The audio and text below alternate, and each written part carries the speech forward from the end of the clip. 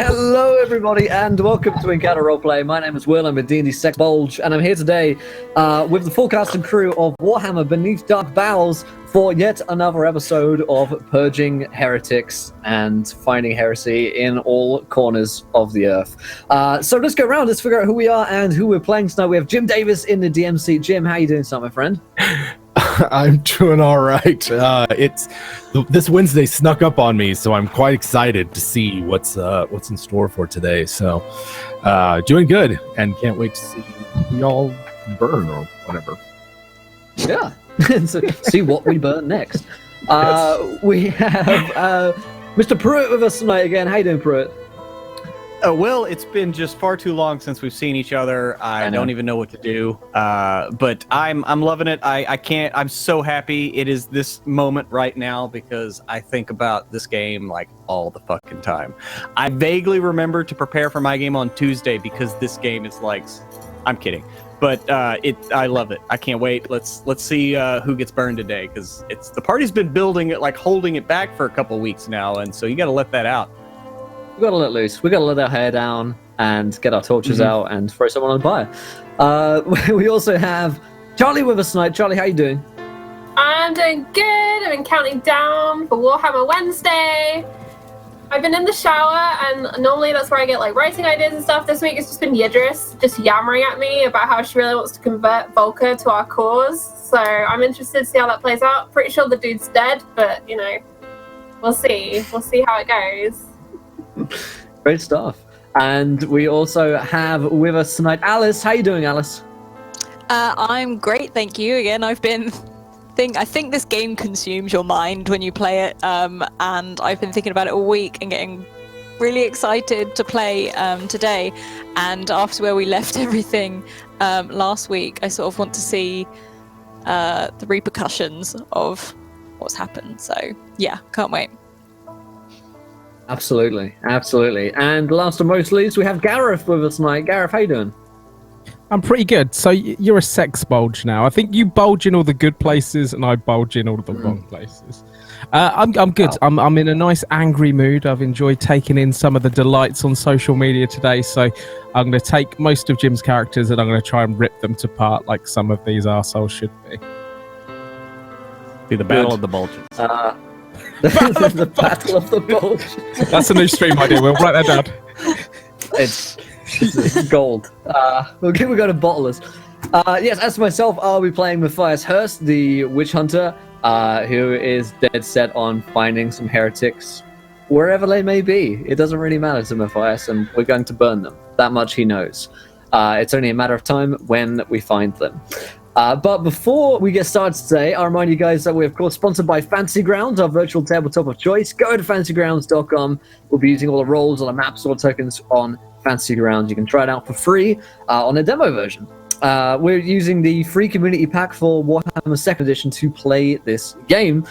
You can also go to waylandgames.co.uk and check out all of their line of miniatures and models, including Warhammer minis, if you play Warhammer, or their Warhammer role-playing games as well are sold over there at up to 20% off the discount of the retail price, rather.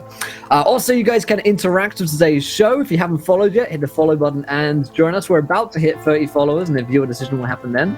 And of course, here is a tweet for you guys. 20 retweets, viewer decision. How could we forget donations? Give players nat 1s, nat 20s, and of course, the much beloved, much feared, wild magic Surges. Wow. I'm sorry, does that say 3 per player? That's what it says.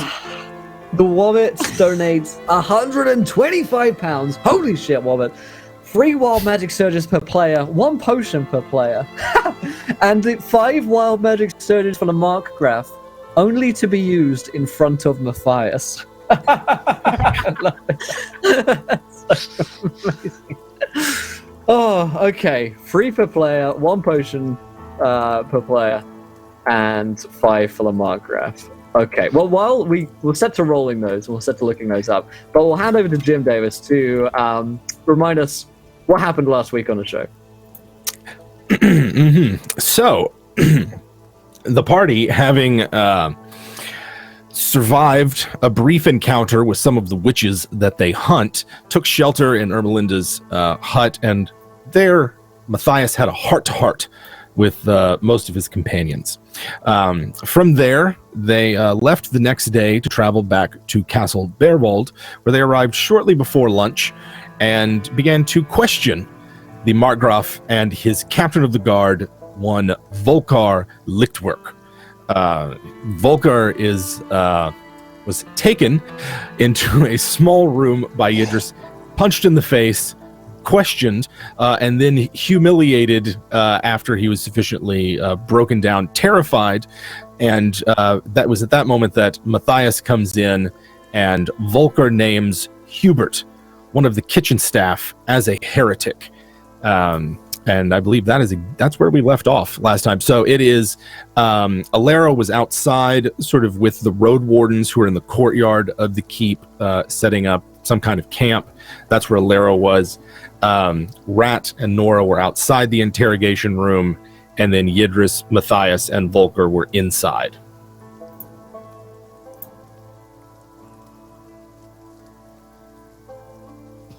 I'm going to go through somebody's wild magic surges, Jim.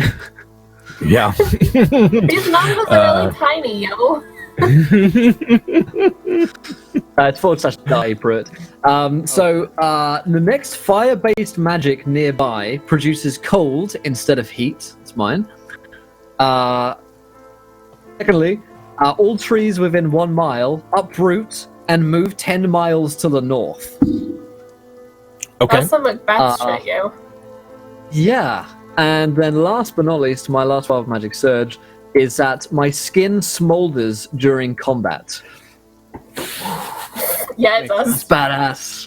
Yeah, it does. That's how he Free. likes that match. Conditions. Okay, so is someone keeping track of it? Yeah, We've got right. fire-based and extremis. All right. Yeah. Let's see. So, Nora, your torso shines like a beacon for 1d4 days. Okay. That's interesting. 6585 for Nora. Your reflection appears in every mirror within 10 miles. That's I cool. feel sorry for everyone. That's some serious That's gonna- witchcraft It's gonna right scare there. the shit out of someone. Yeah. that is. Just intimidate people from afar. Like, Oh, this last one. Someone nearby who has never before used magic finds an artifact. Oh no. Oh god, it's going to be the Hellblade. Is that an Yeah. artifact? Yeah. Oh yeah. Sorry, Presumably. not telling you what to do, Jim. Yeah, much better than that, I'm sure. Can you imagine if Nora started political broadcasts via mirror? On a soapbox. So Alero, I think you've got another one there as well, Alero. Alero thinks that her teeth will explode if you chew meat.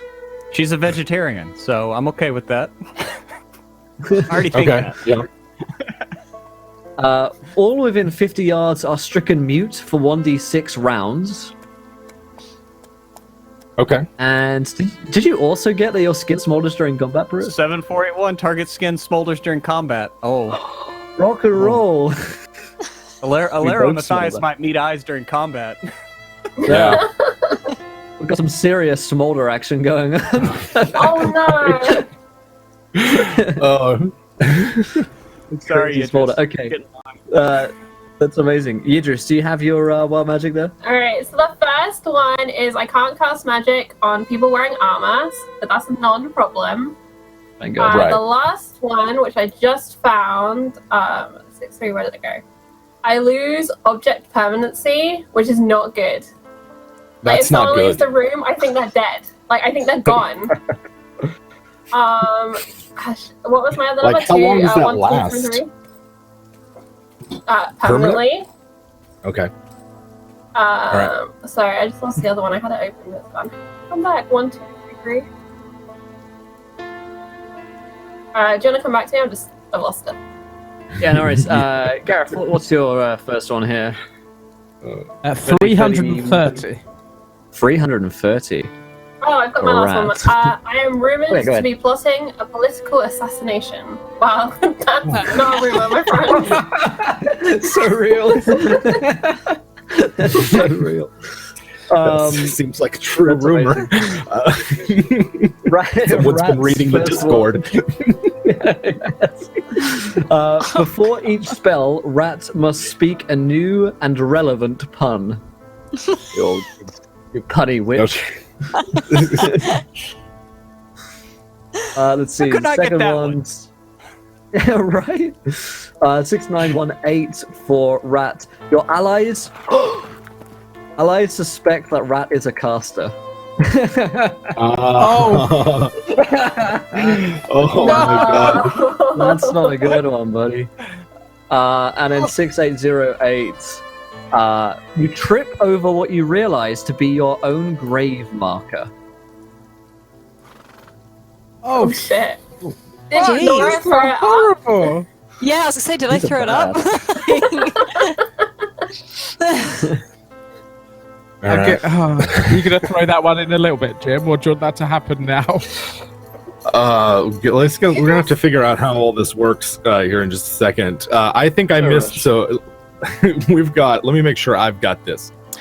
For Nora, I think I missed one because I've got torso. Your torso shines for some time. It was 1d4, and I rolled a 1. So one day. Okay, one day. Your reflection shows up in mirrors, which In a is, 10-mile radius. to be honest, there's probably only 2 mirrors within that 10-mile radius out here in the sticks. Okay. And a near last- an artifact. Someone who has not used magic gains an artifact. Someone nearby. That's right. Matthias got the next fire-based magic becomes cold. The trees within 1 mile uproot themselves and move 10 miles, which I might have to change the hex map for. And then your skin smolders in combat, which so does Alero's, along with you think your teeth will explode if you eat meat. And everyone within a radius is stricken mute, which would be the road wardens outside. For 1 round. Yeah, you had for 1 round. Okay. It was 1d6 For 1 rounds, and I rolled a 1. For a round. Yidris cannot cast spells on people that are wearing I armor. cannot cast spells on people wearing armor, which is Okay. true. You've lost object permanency, which is that's a big one. I have an eating disorder. one. I've lost object permanency. Well, one leads to the other, so. Let's call that at metagame for a moment. Let's call that a magical curse. Okay. Do you know what I mean? That feels. Yeah. I mean, I something- can't see my own reflection after dawn. I always get someone else's. Yidris' You'll see brain my is gonna reflection start from now oozing on. out of her ears. Yeah. Right. Yeah. Nora, do I look like you? Yeah, I was gonna say, you'll see me from now on. Not yourself. Where am I? And of course, rumored to be plotting a political assassination. Rat has to offer puns whenever you cast a brand new spell. Your allies suspect you're a caster, and at some point you're going to trip over your own grave marker. There were also 10 for the Margraff. Was it 5? Five for the Five. Margraff, and we all get some kind of potion that you can decide upon, Jim. So if we all get like a healing potion or something like that, you can just make that up. For the Yeah. Margraffs Alright, only go off when he's in front of Matthias. Right. Oh, God. So, Rolling yeah, his. we can get to that. I'm dreading Just gotta my. hope we can roll them. Oh, no. Let's see. All right.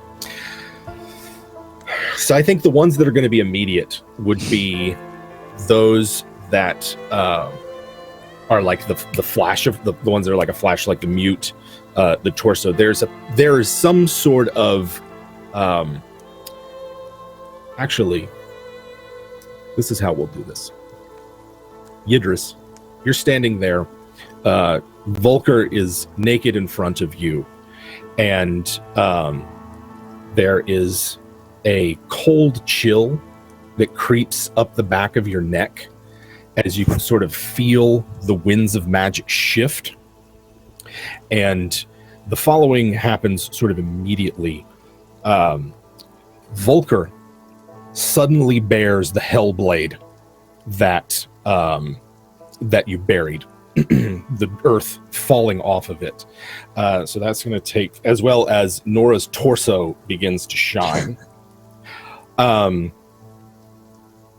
Something happens. Alero, you can hear shouting from the walls and trees swaying above the castle walls. It was like there's like maybe 100 yards distance between the walls and the castle, but you can sort of see them in the distance.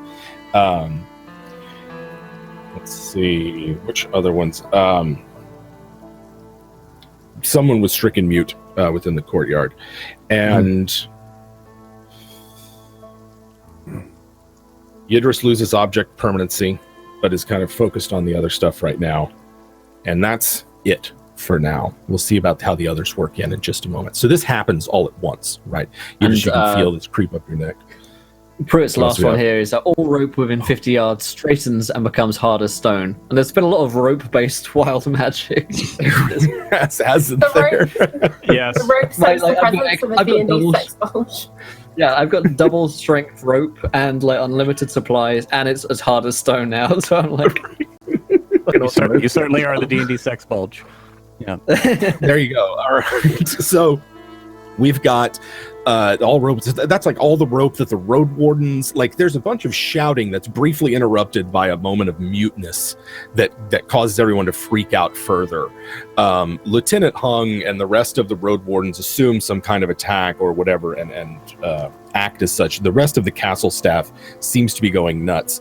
Those of you in the interrogation room, you see that like there's a light shining from outside. There's shouting coming from further down the hall. And Volker, who a moment ago was terrified and telling you that go find Hubert, he's the heretic that you're looking for, is now holding the Bloodletter's Hellblade. And oh shit. That's where Volker's holding the blade? Wait, Volker Volker's is holding the Hellblade. Yeah. Naked and holding a blade. Yeah. I gotta shoot this guy in the fucking face. Hellblade. Yeah, your dress is just gonna go straight for that saber. Yeah. Okay. Let's roll initiative for the three of us then. Oh boy. Here we go. Where am I? Yeah.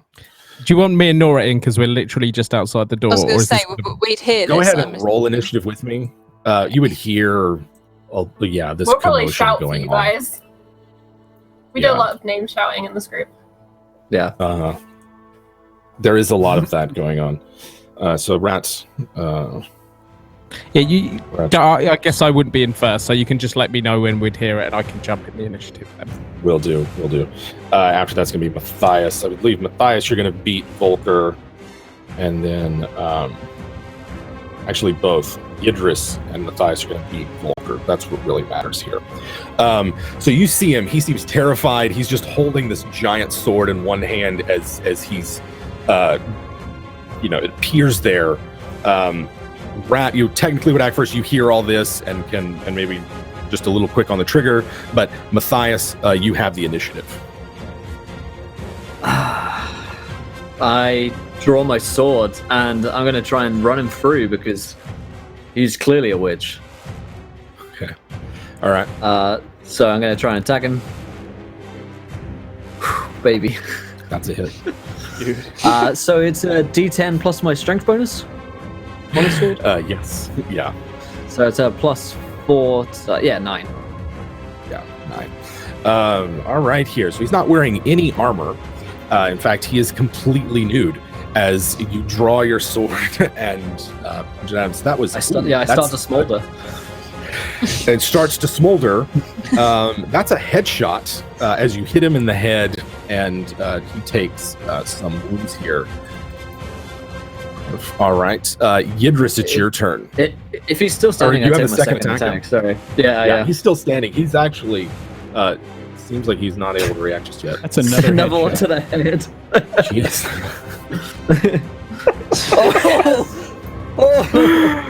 Oh, is that okay? God. That's yeah, that's a fury. For 16 points to the head on the second one. Go ahead and roll me a D100 for the head crit. That's You said amazing. Lero heard an uproar. Just a sec for Lero. 88. Ooh, 88. Okay, it's probably going to be all right. Let's see. Yeah, your second, like your first one, he kind of tries to duck out of the way, and you like take a part of his scalp off. But your second swipe cuts deeply and gets him like across the cheek, ending right at his mouth. A very painful wound. He will be at a penalty to attack, should he choose to do so. Are you doing anything else with Matthias? That is my turn. All right. Hit him. Idris. Yeah, Yiddish just swings. That's That'll be a it. Yeah, that's a hit. That's a right leg. 11. And then she'll swing again. Poor guy. What's a hit? Poor Dealt guy. like over 30 damage to him. It course about 6 seconds. Bad jeez. times. Bad times, bro. That second one was a headshot too. All right, let's resolve these for Idris. Go ahead and roll me 2 D100s, Idris. I know the first one hits a leg, so your first swipe your first attack hits the leg, and that's going to be, you're going to sever into. Here we go.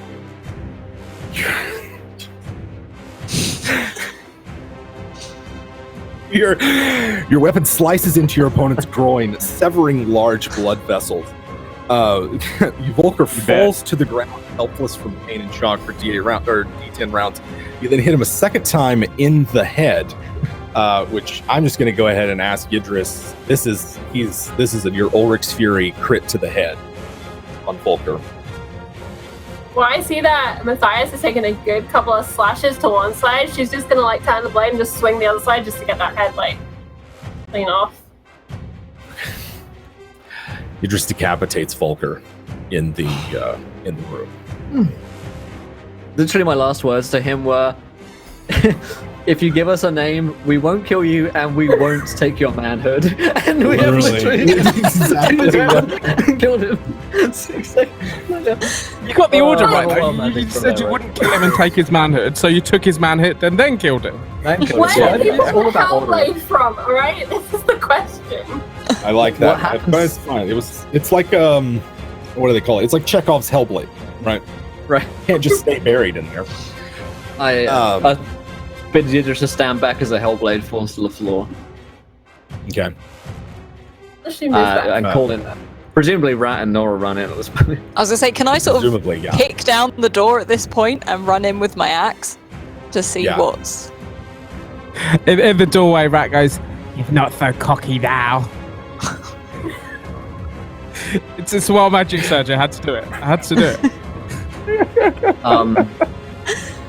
I point to the Hellblade and I'm like, he was one of them. How He did he get it? summoned it. He summoned it from magic, I think. So she walks over to the body and just spits on him and leaves the room. Okay. Nora! Where did Nora go? I turn around and I look to the others just to check that they can still see me as well. She's You there. can see me, right? She's there. Oh, I thought you'd vanished. There's so much wild magic in this room. And she's It is just gonna all have a quiet stemming mental breakdown. From him, and he gave us another name, Hubert. We should find him. It's Hubert. He's a worker here in the kitchen, but it may be more than that. What about the Margraff? Did he give you anything on him? No, he was loyal till the end. But that may mean that the Margraff has more going on Then at first meets the eye. I'm gonna like move us out of this room and like barricade the door with the Hellblade in. Okay. We'll see to this shortly, but for now, we need to find this Hubert and Alero. I'll go get a arrow. Where can we meet you? All the way If here. you want, me and the Lero can take a look around the castle and see if we can see anything going on that maybe shouldn't be. We're both a little bit secretive, if you know Perhaps. what I mean. Perhaps that is best. Yes. All right. Then the three of us will go and find this Hubert. Then we will speak with the Margraff once we find him. Also, Alero's wild magic sword is that she is chained to a desk in a high-rise office building, like a castle. I'm a princess in a tower right now. Don't let Okay. down your locks. Okay. Yeah, no. Yeah. Alero feels a similar wind, right? Like the one that carted you off to since we are off to like the one that carted you off to Norska. Similar to that, and you find yourself in a dark place. You can see like light filtering in through some room, but you're somewhere that you don't quite know. There are stag heads all along the wall, an empty hearth with a great bow over the top of it, and sort of like a timber construction. So as I understood as I understood what was going on, as I was piecing all this together, you guys, there was Rat is going to look for Alero. Yes. Is that what? Yes, did I hear that yeah, right? going to look for Alero now. Okay. And then the rest of you are going to find Hubert. Is there a wild magic surge that I've forgotten? We had that Who knows? second one for Alero. Who I knows? think that's all of them. No, I know most of them. All Come right. on, magic. Alero, Alero starts screaming for Matthias. Matthias! I'm in another castle! There's commotion outside. Those of you inside the castle, in fact, all of you now can hear shouting coming from the courtyard, as well as pistols being fired. As all of this is going on, Yidris, you have a compulsion in the back of your mind that there's something in your baggage that you have forgotten, and you can't take your mind off of it. It's distracting. You can do what you wish, but it's like always there in the back of your mind. Yeah. And then I mean, if anything goes in the bag, it's lost forever for me. So this is a real anxiety now, okay? this is very true. If it goes in the bag, it's lost forever. So I all right. Let's cut to Rat first. So you guys have barricaded in the room with the Hellblade. So like, shut it up. Rat is going to look for Alero. Yeah, I go to where, like, I think she indicated that she was going to leave, but I think we all kind of gathered that she was going to kind of just keep an eye out outside. So I'd go to the kind of castle gates. Lero. So you pass through the way you went. The Great Hall is empty, and from outside the doors that lead into the courtyard, you can hear the sounds of fighting.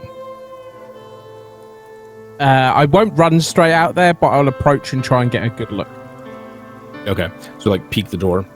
Yeah.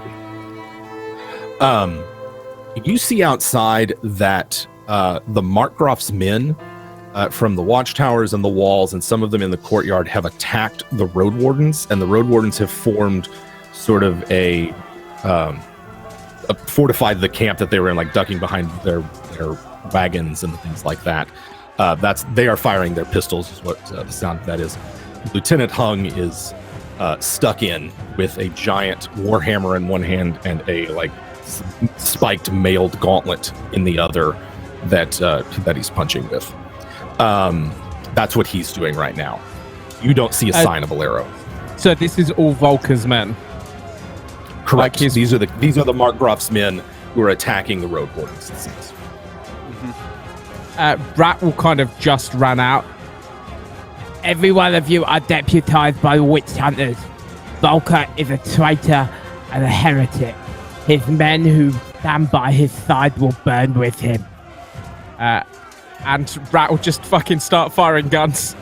I'm guessing, yeah, like his people are at attack. Okay. So Rat busts open the door and starts firing. In that case, go ahead. You can. There's nobody sees you as you open up here.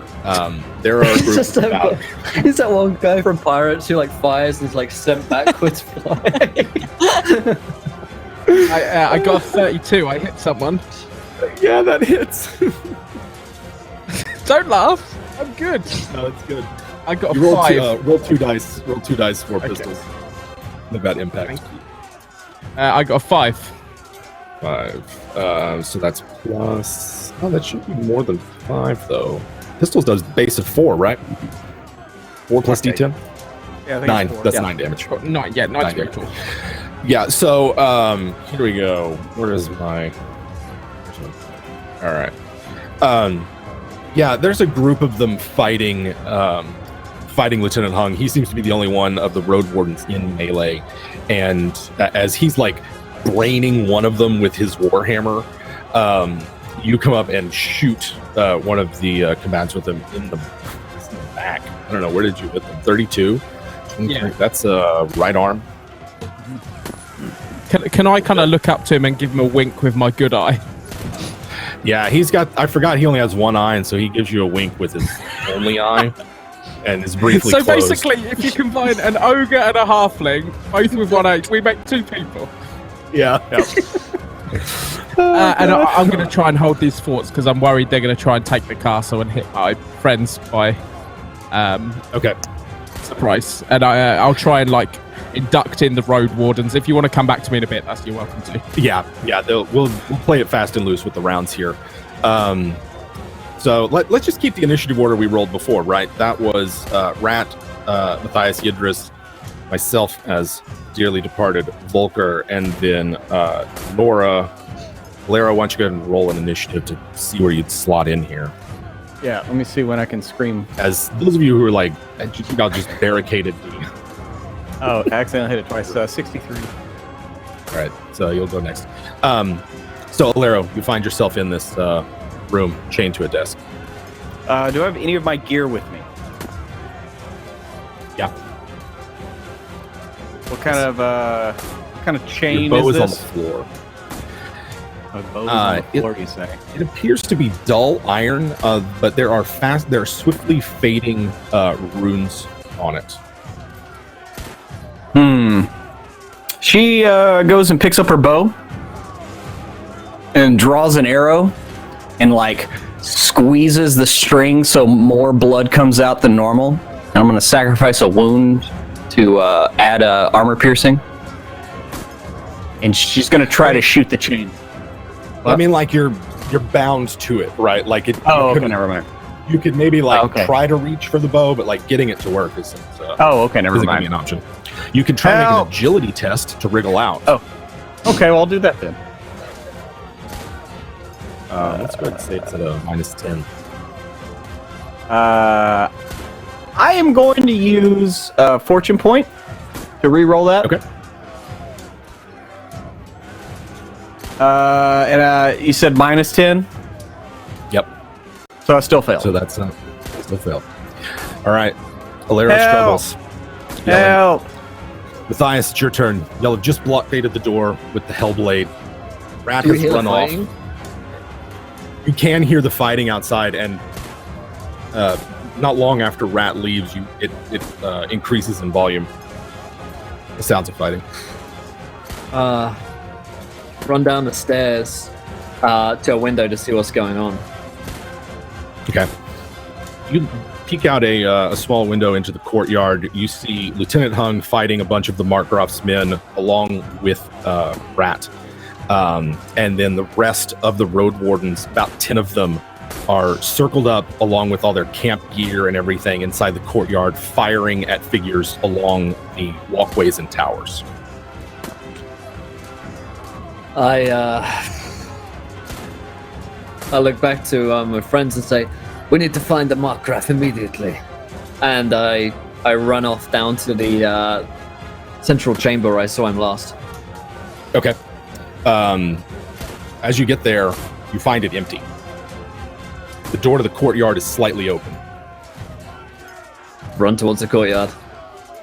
Yeah. Follow me! And I'm going to see the same destroy scene. all the weapons. You see the same scene. You're not far from Rat and where Rat and Lieutenant Hung are, but no sign of the Margraff. Okay. I'm gonna. Nora. Sorry, go on. Go ahead. So Nora sort of looked to Yidris as Matthias, I'm assuming, is just torn off down a corridor and quickly pulls out her axe and is like, sort of shrugs to Yidris and runs after him. Okay. Yidris will follow suit, saber still in hand, but she's gonna try and do that thing where you're like trying to get into your bag and pull something out while you're running, and it's kind of really awkward. And she's trying to keep an eye on the back of Nora, and Matthias, as dread is washing over her, that they could disappear at any moment. Mm-hmm. So that's what Yidris will do. There is, by my count, that's all right. Yidris's hand immediately, like the minute you plunge it into the bag, goes to a book. How many books does the Yidris keep with her normally? One at the moment. Her anatomy book. Yeah. This is a different weight and feel of that book. She will probably start to slow to figure out what the hell this is, because magical things have been appearing and this isn't good. So yeah, she'll probably slow and let Nora and Matthias disappear. Okay. Pulling out the book, you see that is you said you look at it? Yep. You see that it's like what appears to be some kind of leather-bound tome without writing or anything on the inside. I will throw it back in my bag and just try and find where Nora and Matthias have gone, if they can be found.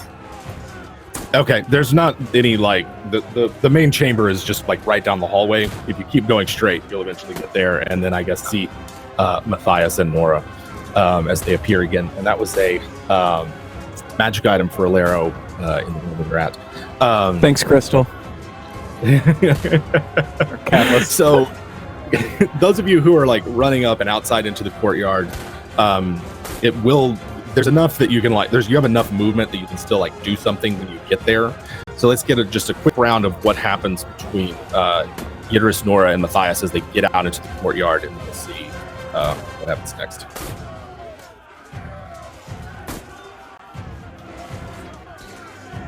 I think Like, you guys Matthias was attack. in the lead, so... Yeah, sorry. So if I'm in lead, do I spot the Margraff or anyone in command of the Margraff's troops? You see about 7 of the troops right in front of you trying to hold off this ogre, but no sign of the Margraff. And no visible reason of why they're fighting each other. Correct, yeah. I will, can't see the Margraff. I'll shout at them to stand down. And I'll get right up amongst them and, shout in their face, "Stand down!" Okay. And look towards Han as well. Yeah. Okay, make me an intimidate.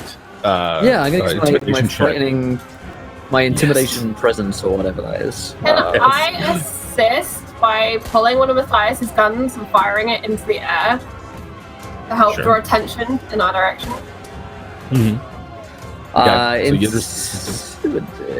It's fine. What about Nora?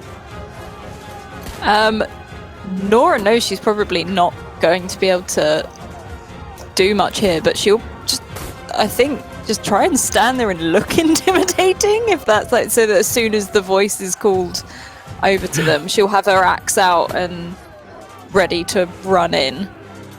Okay. If so I the three, if I get any kind of bonus, then it would be a success. If not, it's a fail. yeah, you got a bonus. Between sort of just your presence and Idris's assistance, the three of you kind of like rush out of the door. Rat's already come out and shot one of them. They do not like having to fight this ogre, and now that they know that they're practically outnumbered, they start to like back away and they throw their swords and spears that they had onto the ground, and they're trying to like, not get hit by the ogre and shot. At least the ones on the ground have thrown down their arms and have surrendered to you. Good. I motion to Rat to tie them up with some of my super strong stone-like rope. Rat just carry on myself. It's probably a diversion. Make We sure. must find the Margraff. Margraff. Is he not inside? No. Fuck. Would I have seen him go behind me, or would I have been kind of too busy in combat? I know they wouldn't have been too long. It's weird. You would have. So the way that the castle, it's not that big or complicated of a castle. So it's like there was the great hall where you were in, and a short like walkway down to the interrogation room.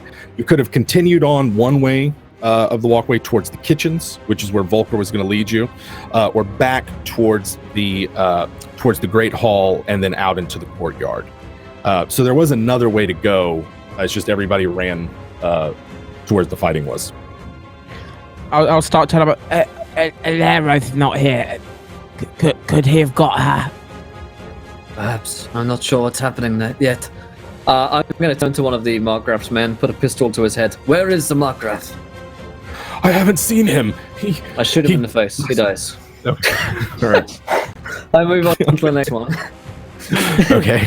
Where is the He Margraff? looks he's fucking scared. I go towards Idris to hand me my next pistol. Next. If he's not in the great, reloading. if he's not in the great hall, he'll be in his offices. And he's just sort of like scared, and he points up towards the second floor of the room. Okay. Of the castle, not the room. Yeah. Take the pistol and run that way. Come on! Okay. Nora Yidris follows.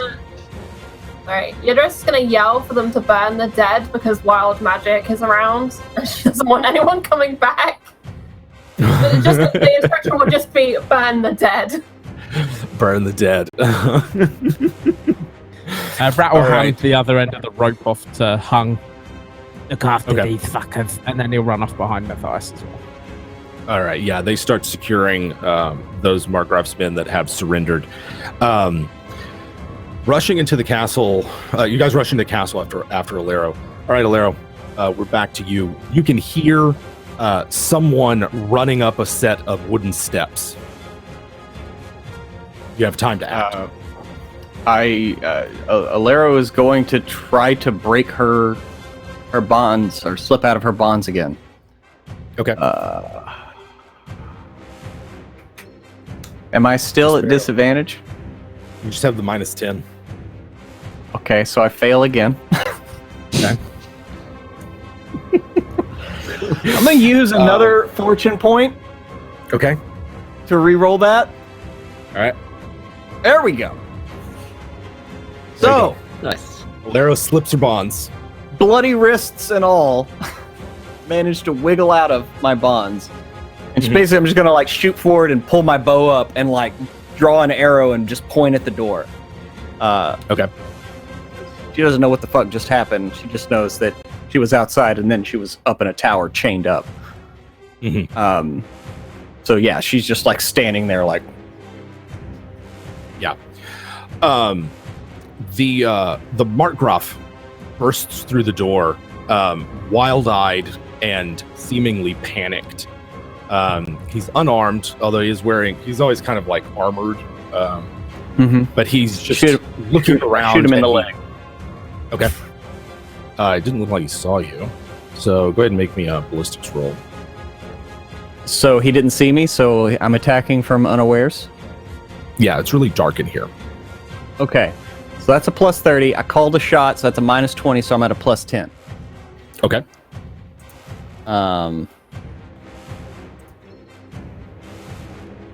So yes, I shoot him right through the leg for 10 damage with 1 armor piercing. All right, so he takes the leg and drops to his knee and like, hold. The next goes through your eye. He just stands there. He's like, how did you get here? I was going to ask you the same thing. And he's just, something has happened. You must believe me. And he's just like begging for, Alero not to shoot him. Keep your teeth together. And she slowly starts to circumvent him to get to the door and start or a window or something to see where she is. I mean, she's starting to piece it together, but yeah, she's going to try to move to a window. All right, there's a window in here that you can open. Okay. She just puts an elbow through it. Looking down onto the courtyard, you see the ogre standing near a bunch of the Margraff's men who looks like they're tied up, as well as many bodies along the walkways and in the tower. It looks like some of the road wardens have been injured as well. Next to the window, you see an olive green cloak as well. Finally made. Catches her eyes. She's like, we'll consider this compensation. She takes her cloak off and throws it on. Mm-hmm. But she through the broken window, she yells out for Matthias. Okay. As y'all are racing through the Great Hall and down that corridor, like servants are rushing out of your way. Everybody seems confused and everything.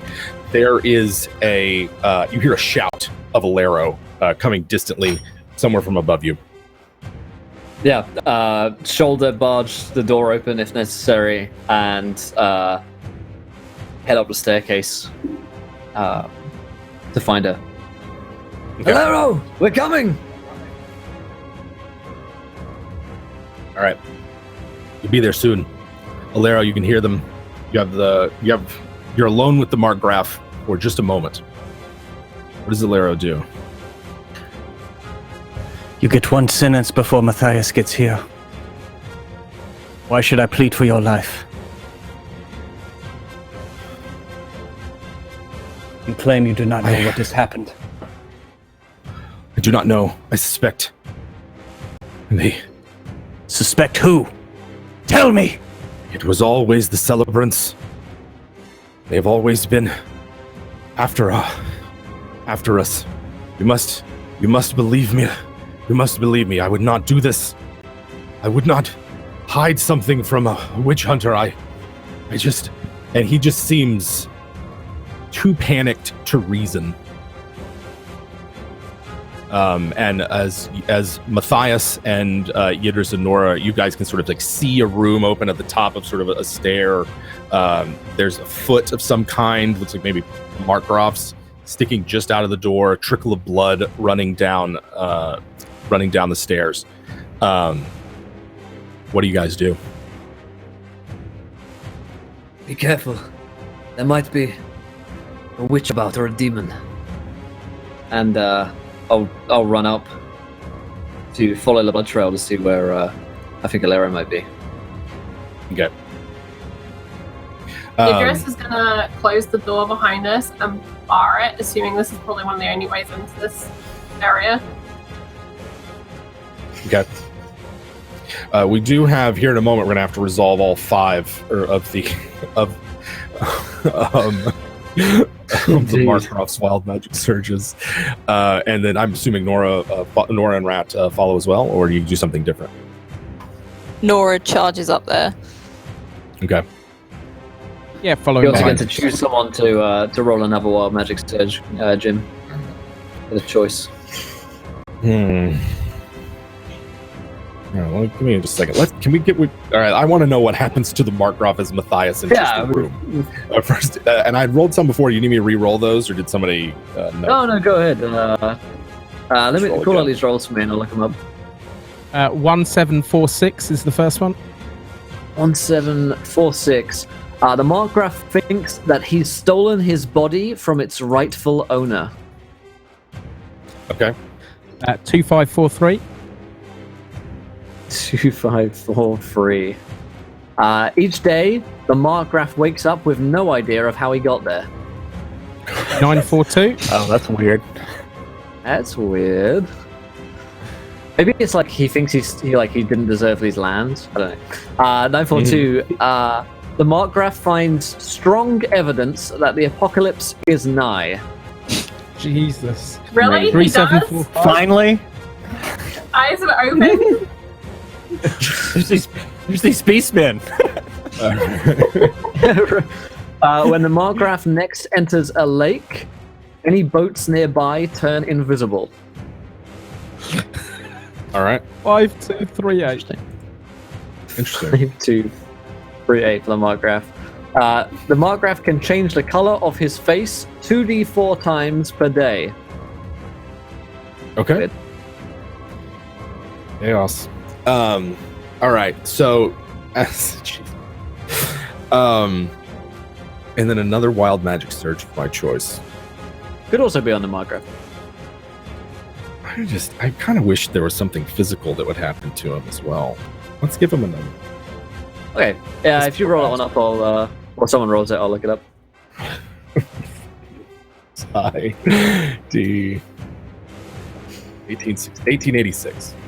1886, a fine vintage. Oh, there we go. There it is. There it The is. Margraff's back is scarred in a checkerboard pattern of burns. Heretic.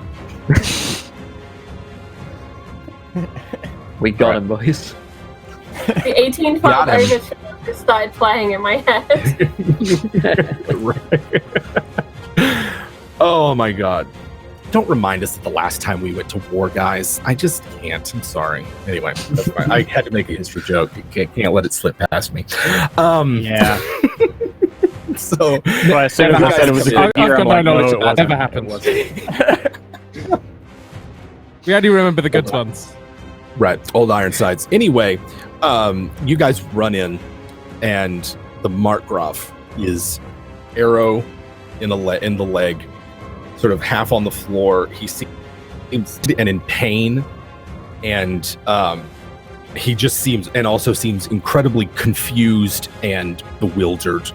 A pathetic creature as Matthias, Yidris, Nora, and Rat enter in and see Alero sort of like with her bow trained on the Margraff. Arrow, what happened? I was down below. There was the chaos swirled about, and she looks over at the wall where the chains are. Probably still has a little blood, maybe at her wrists from slipping out of them. I was all of a sudden here in his office, chained. I escaped as he entered and put an arrow in his leg, and he confessed. The celebrants, he says, that they are behind this, that they have come for us all. Say the word, Matthias. I will end him. I need more from him. At this point, can Nora just sort of stride in the room, effectively pick him up and sort of slam him down on the desk? Yeah. And Alero just sidesteps and just keeps her bow trained, blood just dripping from her draw fingers. It's like not releasing the tension. Okay. Yeah, Nora keeps a hand like firmly on his chest so that he can't actually sit up. He seems uncomfortable, but not resisting. So, Margraff, Yes. it is time for you to confess everything to me. Confess. Yes. Yes. Confession is good for the soul. Sigmar may deem you worthy still.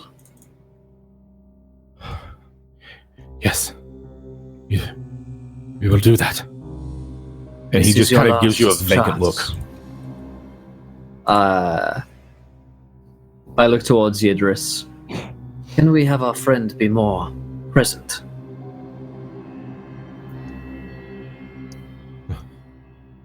He She just kinda, is... looks around confusingly. She is gonna walk over and just backhand him across the face because she has no object permanency and can't think of any other items that would be useful in the situation. All right. He just reels with the force of Yidris's slap, and yes, I remember. I think it feels strange. There was a ritual. We were all in a lodge. Pact was made,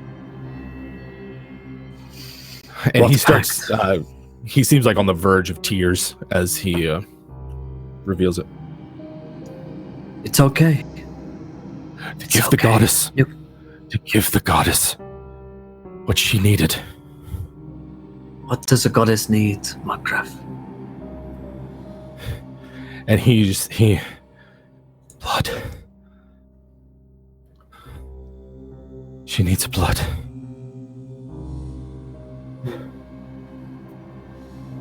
And who else was there in the lodge?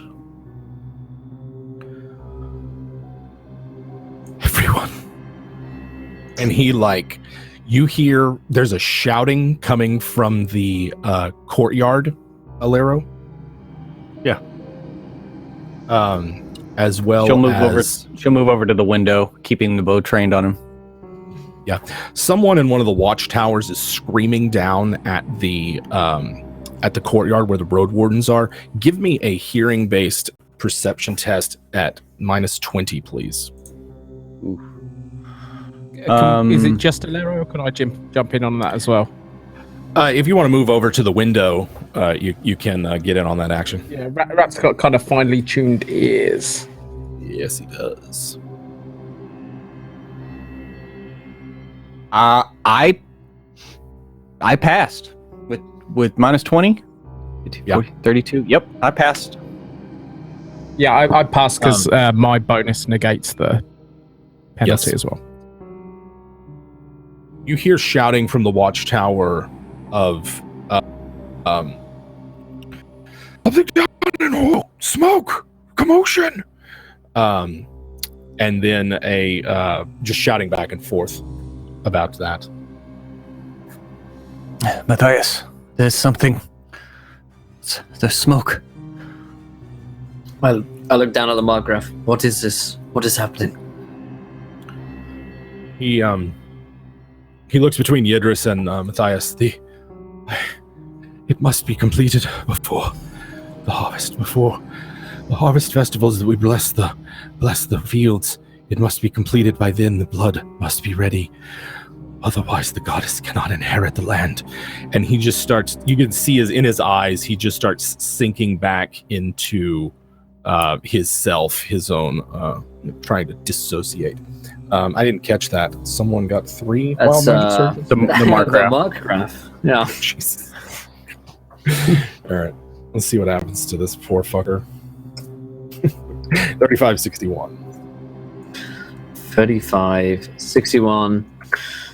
The Margraff. Tomorrow, the Margraff finds a jar containing 1d20 tiny elephants. No, I don't think he will. There is yeah, that's assuming that's tomorrow. What's a big assumption? And all right, the next 8298. 8298. All living creatures nearby are enraged beyond reason. I agree. I am. Yeah. Yes, All I right. am. Absolutely furious. Alera would probably let go of her arrow then. Okay. And 1278. 1279 reads, oh, fuck me. The Margraff is suddenly standing atop the nearest boulder. All right. Those witches are pulling some sort of crazy escape rescue This is fine. For a moment, you see the Margraff looks up at you, sort of like in this dissociative state, trying to both answer your question and clearly survive some sort of psychic trauma. His skin goes blood red, and a stylized skull appears over his face before disappearing. And this is when everyone is enraged. I'm going to say this is a blood frenzy of Khorne that overtakes the party. Yeah. It is going to last... I just don't want to... it's going to last a round as it overtakes you. But you will all be forced to attack the nearest target as a blood rage of Khorne washes over the party. And I stand away from Nora. Oh, you can't. Everyone back off. You know you're stood next to Yidris, right? Let's see, Rat's next to me. I have my bow out. That's yes.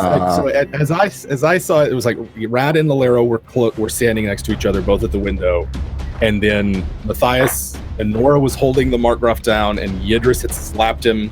I presume was nearby. Let's go ahead and get those initiatives real quick.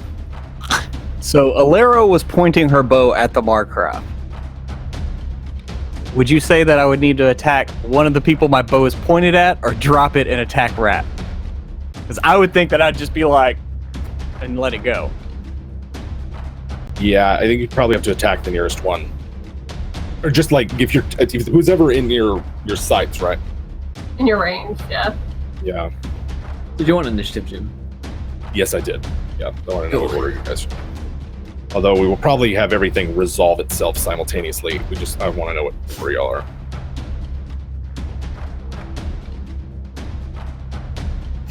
Use the nat ones. That's Jim's call. Whoever gets to use nat ones, we get to choose nat 20s. So we can't say, oh yeah, I'm going to use a nat 1 on this one, because that's not how it works. Yes. And that was... Nora. So Rat's going to shoot me.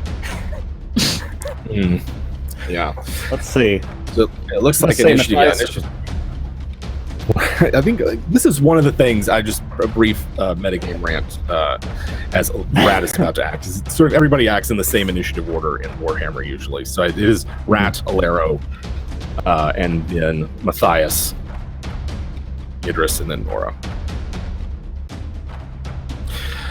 Now this is a brief flash of what overtakes you. So if you have more than one attack, you do not have to take the swift attack action. In fact, swift attack might be a bit more sophisticated. You just something has come over you, and you must act in violence against the nearest thing against you. I will let you interpret what that is. Rat, it is your turn.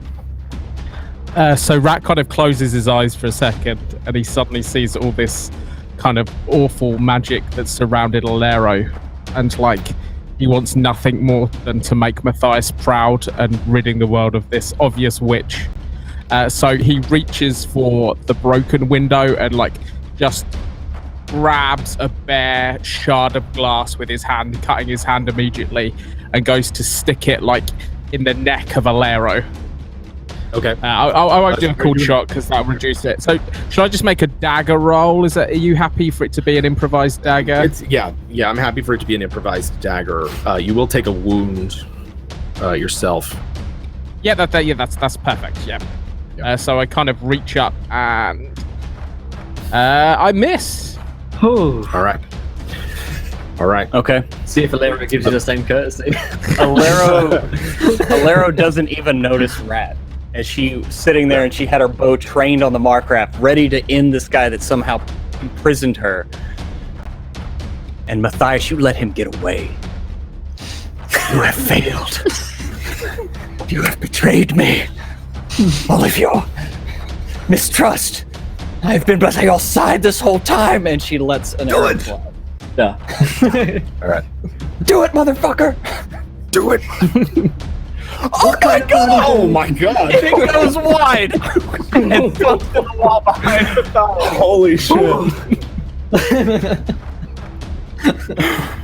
All right, Matthias, an arrow whizzes by your head. Sigma be praised.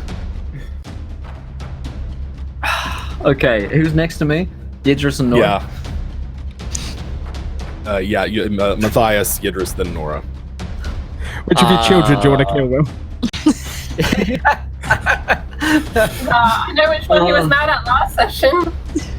Yeah, he definitely is going to attack Yidris because of last session. That's like that errant suspicion in the back of his mind manifests, and he's not going to shoot with a pistol. He's going to shoot with a sword. And traitor! Oh, sorry. Well, that's a headshot. Oh yes! Least damage. Whew. I take one wound. One wound. Holy Scratch. Oh my god. Alright. Wait, no I don't. I take no wounds. Oh, your toughness is greater than... See, now I feel bad. I have leather armor yeah, on. That's right. Alright. Okay. It's Yidris' turn. Just like rat ineffectually scraping at Alero. Alero just firing wires. And Matthias stabbing Yidris in the face. Matthias, you betray me! Everybody betray me. Close boss, that's gonna hit. Yeah. Oh god. See, with what? Yes. This better scratch. You're fine. Right arm. Yidris retaliates. Right arm for 8 damage. I mean, if Yidris is in a blood frenzy, she would attack twice. Like, if she thought she had enough time, she would try. But If that's what you want to do, like, I would she's just a say you savage. don't have to. You That's don't what you have want to. to do. I was giving you an out, but if you want to take it, I'm sorry. My character would try and kill Matthias. all right. Luckily, Oh, Sigmar has smote you. yeah, that's a it That's turns a out bad she miss. does care too much. yeah. All right. So the second one is that's as bad as it gets. Nora. Oh shit. Or just cuts off our head. Who is closest to me now? Because as Yidris moved to get towards Matthias, I'm sure in the closer. tussle of things. I was kind of right by Somehow rat ends Matthias. up next to So, us. I saw y'all as I just- equidistant from each other. She's Yeah, I not like really to talk more. thinking. She's in a blind rage and is literally just swinging around and screaming like as she does. I'm assuming you Yidris can give us one each. If you want to. is gonna All right. 74, which is a no, I think. So Is that the first time Nora ever missed something? the thing, No. this is the thing. No, I almost feel she would attack again because she'd be swinging Do in it. like She would. She would. Remember, Crazed. Matthias attacked her also. nut job. Hey, I didn't attack Nora. Oh my Oh, one. that's- No. Oh, No, well, I hate to be that guy, but What are you Matthias doing? attacked Yidris also, so that's 2 on 1, so that's a plus 10% to hit. Yeah, that's technically true. Like if Matthias has 2 on 1 briefly. Okay. It's fine. I took one Well, attack. Nora, God damn roll the it. damage. Roll it. Yeah, I have 13. 13 damage to the left arm. arm. 7. That's 6 wounds. Right? What? Cut off my good arm. Is that left arm again? Yeah. Alright, that's 6 wounds for your dress. All right. The blood rage of Khorne Nora's passes, axe gonna just hit chainmail. Mhm. Keep going. and somewhere in all of this, you've lost track of the Margraff. He's gone. But the shouting from the courtyard has gotten louder, and as the blood rage clears and you come to your senses, take it away. What? Oh Spell. my god. Spell upon us all. Where is he gone? Matthias, he's gone. What? Oh my god, what happened? Idris. And she'll like move over to start tending to Yidris or helping Yidris.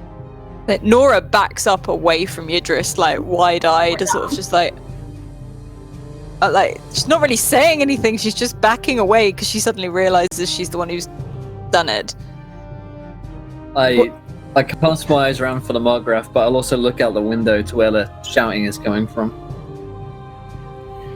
It looks like there is a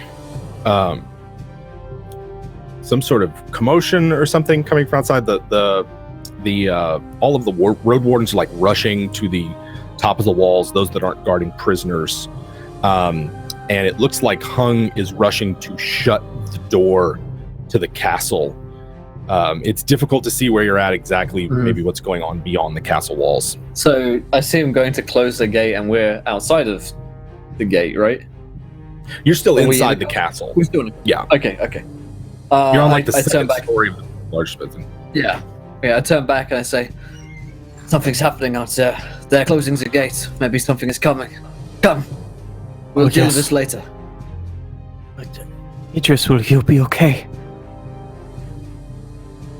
Yes, She'll be fine. I will be fine. I say and I walk and I'm going to the wall. Dora glances back at Yidris almost like apologetically, but then quickly moves after Matthias. And yes, Alera will fall into lockstep behind Matthias and begin moving downstairs. Yeah, definitely running towards Hung and his men. Alera feels more graceful as she strides along. Rat, what is Rat up to? As they're kind of like, is there any trace of anything in this room? Any trace that anyone else was here? Or I just before we leave it, I don't want there to be anyone hiding in the shadows, or there be something the Margraff left behind. Anything at all? Yeah, the room itself appears to be some sort of an office of some kind. There's a great wooden desk with papers that are strewn all over the floor now, places to sit in front of the hearth that's there. The walls are lined with like stag heads. There's a great big bear, stuffed bear in the corner, and all sorts of, it looks like a hunting lodge office, basically. And so there's a lot of things to look at. How long does Rat stay in the office to look? There's nothing immediately looks massively out of place in this room. Give me a quick perception test for that, if anything catches your eye. I got a 70, which is a fail. Nothing in particular. It's dark in here, so even with your night vision, you know the contrasting shadows and light kind of mess with you. You don't nothing jumps out at you as being out of the I ordinary. imagine maybe something I'm sniffing at, like I think there's something, but I imagine I hear another gunshot or another shout. So I kind of run back down the stairs after I realise that my friends are going off. Gaming Din, the £30 donation. Khorne is frankly embarrassed by this impotent blood rage, and he sends forth a champion who calls forth a mighty steed. So you got 3 creatures and a steed now, Jim. Let's say it's right. Yes, that's what I was thinking. There was the 2 boss monsters and the steed. The shouting coming from from outside as everybody runs away. Rad, were you done with the office? Yeah, so as soon as I kind of hear the commotion, it snaps me back and I realise that these people need me. My people need me. There's shouting coming from the walls. The road wardens are like rushing. In fact, one of the road wardens is untying the remaining Margraff's men, and they are all like rushing to get weapons and rush to the walls. And the nearest one of them sort of like sees Matthias stride out. He's like, "Witch Hunter, there's something out there. Horner was under attack in broad daylight. Something moves through the trees for us." And he just like runs on. Like, I'll shout to the walls, and rush up to the walls with Hung and his men to see what we can see. Okay. And, Alera's going to run up to the wall, yelling out for Nisa, since she was like out there with the road wardens. Gotcha. Yeah. You guys see, those of you who are rushing up to the walls, that there is smoke coming, starting to come from direction of Khorne, which again is just sort of like right down, right there. And it appears as though something is attacking the village. They were attacking opposite from where the road wardens were encamped. And there's some kind of battle taking place outside the walls there, as well as something going on inside the village proper. And looking out, you guys rode up here like not that long ago, right? Like this morning. Most of the approach to Bearvold Keep was heavily forested. And looking out now, you can see that the trees are thinly just like thinned out, and there are huge gaps in between them. And it's basically like where there was a nice comforting sort of forest enclosed the keep and sort of hid it. The keep is now very exposed and open on all sides, and you can see a group, hard to tell how many, of beastmen approaching the castle walls. And the lead one is a giant of a beastman with blood red fur and this sort of like what appears to be maybe brass horns or brass tipped horns, riding a tusked warthog looking kind of thing with spines coming out of its back, up the hill at you. Fuck. Yidris, as she's running to follow Matthias and Nora, is getting that nagging feeling about the book again, and she's gonna pull it out and she's gonna look through it like compulsively because there's something about this book that she needs to remember. And every time it goes into the bag, she forgets, and that's the cycle that's going on in her head. And her arm is just bleeding profusely, like seeping through the bandage that Larry applied. Right. So it's going to take a little bit before the beastmen arrive at the castle. They are approaching from sort of one of the sparsely wooded sides at you. The road wardens they're armed with pistols, right? So their range isn't that great, and but the Margraff's men have like crossbows that they are starting to use to defend the castle with. I'm gonna give everybody some time to tell me what their characters do as they prepare for this. Yidris, you've described sort of how you're compulsively checking this this book that you have. Do you read it in the middle of all this? Well, you said there was nothing written in it, right? There was nothing written on the outside of it. Oh, okay. There was nothing like on the outside of it that would suggest anything. Now, whether there's something on the inside, I didn't know if you cracked it open to look yet.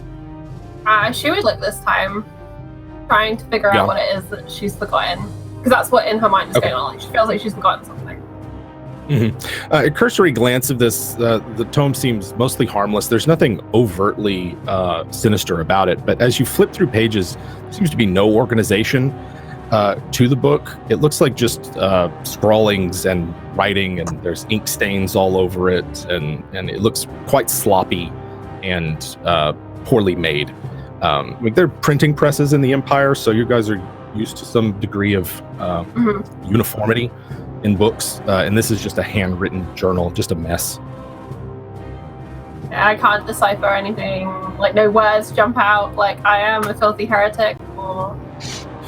You get the sense somewhere that nothing jumps out at you, but as you keep looking at it, you get the sense that it's a book of prophecy and astrology.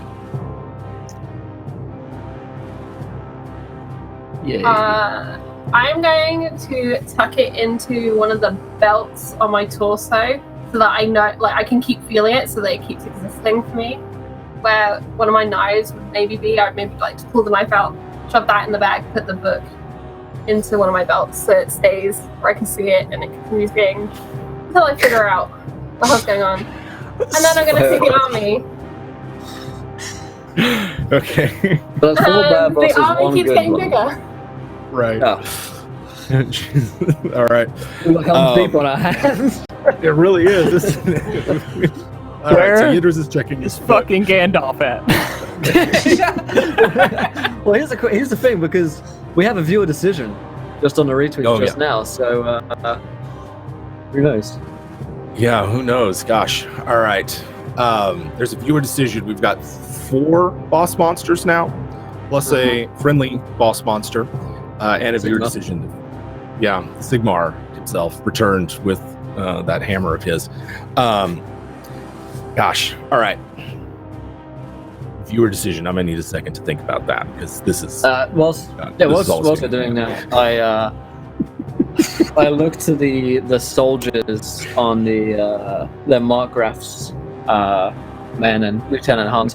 What is the what's the mood like up here, Jim? Is morale looking good? Morale seems nervous. They're jittery. The castle walls give them some degree of protection. It does not appear as though these Beastmen are have any siege equipment or anything. They might just be attempting to scale the walls. But that big one looks like it could batter down the gates as well. How right now the Beastmen are there, do you reckon? It looks like there's about 30 Beastmen, and you have roughly 20 men in fighting condition here. There are several wounded from the courtyard battle who just can't participate in the fight, plus Lieutenant Hung, who appears unhurt. And so they're distributing weapons amongst themselves, getting ready to prepare to defend it, and that kind of thing. So they are nervous, but in action. Yeah, we've hung there, and no Margraff for the soldiers. I'll turn to the soldiers and say, "You'll stand here and you will fight, and you will die by my side, or you will die now. That is your choice. You want to save your families and yourselves."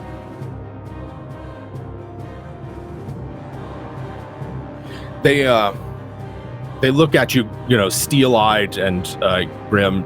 They are either going to die here or fight their way out. There is a is this another friendly champion? Now we're up to 6 champions. 6 champions. All right. Guys, you've got to let me introduce some of these first. We only have an hour and a half left.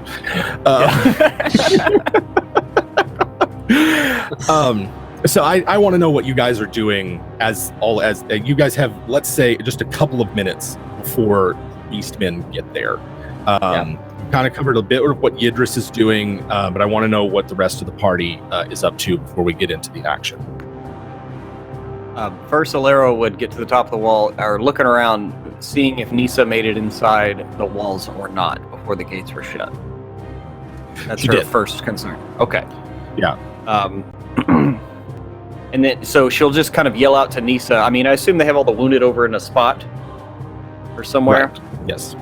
She'll yell out to Nisa because she just suspects. She's just like, "Please guard the wounded. Do not let them be slaughtered." And she'll go to the wall, and if she can, she's going to start letting fucking arrows fly. Okay. You will have some time to do that. How about Yidris? How about Nora, Rat, and Matthias? I think Nora's probably stood by Matthias, and she's literally axe out, and she's trying to. She's very prepared and ready, but she's just looking out to see what is coming and getting ready to fight. Basically, she's ignoring everyone else around her. She's not saying anything, but she will stand next to Matthias. Okay. And Matthias and Rat. So Matthias will shout at anyone that looks like they're going to run, or if anyone does run, he will just execute them. Performing his role as a commissar. Reload all of my pistols, get my sword out, and I'll turn to Yidris, who is she's fucking reading for a book right now, and looking manic. Yeah. Right. We're steely-eyed, steely-dawed looking out these beastmen, and Idris is like, wow. So Matthias will turn to Idris and like close the book for her. Idris, now is not the time for books. Now is the time for war. Yes. Well, Can I rely on your sword arm, Idris? she's gonna move the sword, which she was actually gripping in her left hand. She normally fights left-handed, and she just chucks it over into her right because she is actually ambidextrous and she can do this shit. Nice. And all I right, say, then excellent. strike true this time. The mother seeks more blood. Soon she will have it. Hopefully not ours. And she's gonna like just go and find a good spot. But she has no ranged weapons, so Away she's gonna from- have to. I glare at her Yes. until she stands out of position. Is there Okay. like somewhere where it's obvious they're gonna probably breach first? Because Idris genuinely has no ranged weapons. Why she's throwing They- knives, but that's not They ideal. look like, I mean, so the whole castle sits on a rocky outcropping, and there's really only one way up here unless you want to like scale a bunch of rocks. And they look like they are coming up the path and are going to attack the gate. Those of you who have like gone up on the watchtowers and the walls can see that they have like great coils of rope and the like that they're maybe going to try to scale the walls with, but they look like they're attempting a head-on attack. And so I do know what I want as the viewer decision. I want to know how badly does it go for the road wardens in Khorne? Oh boy.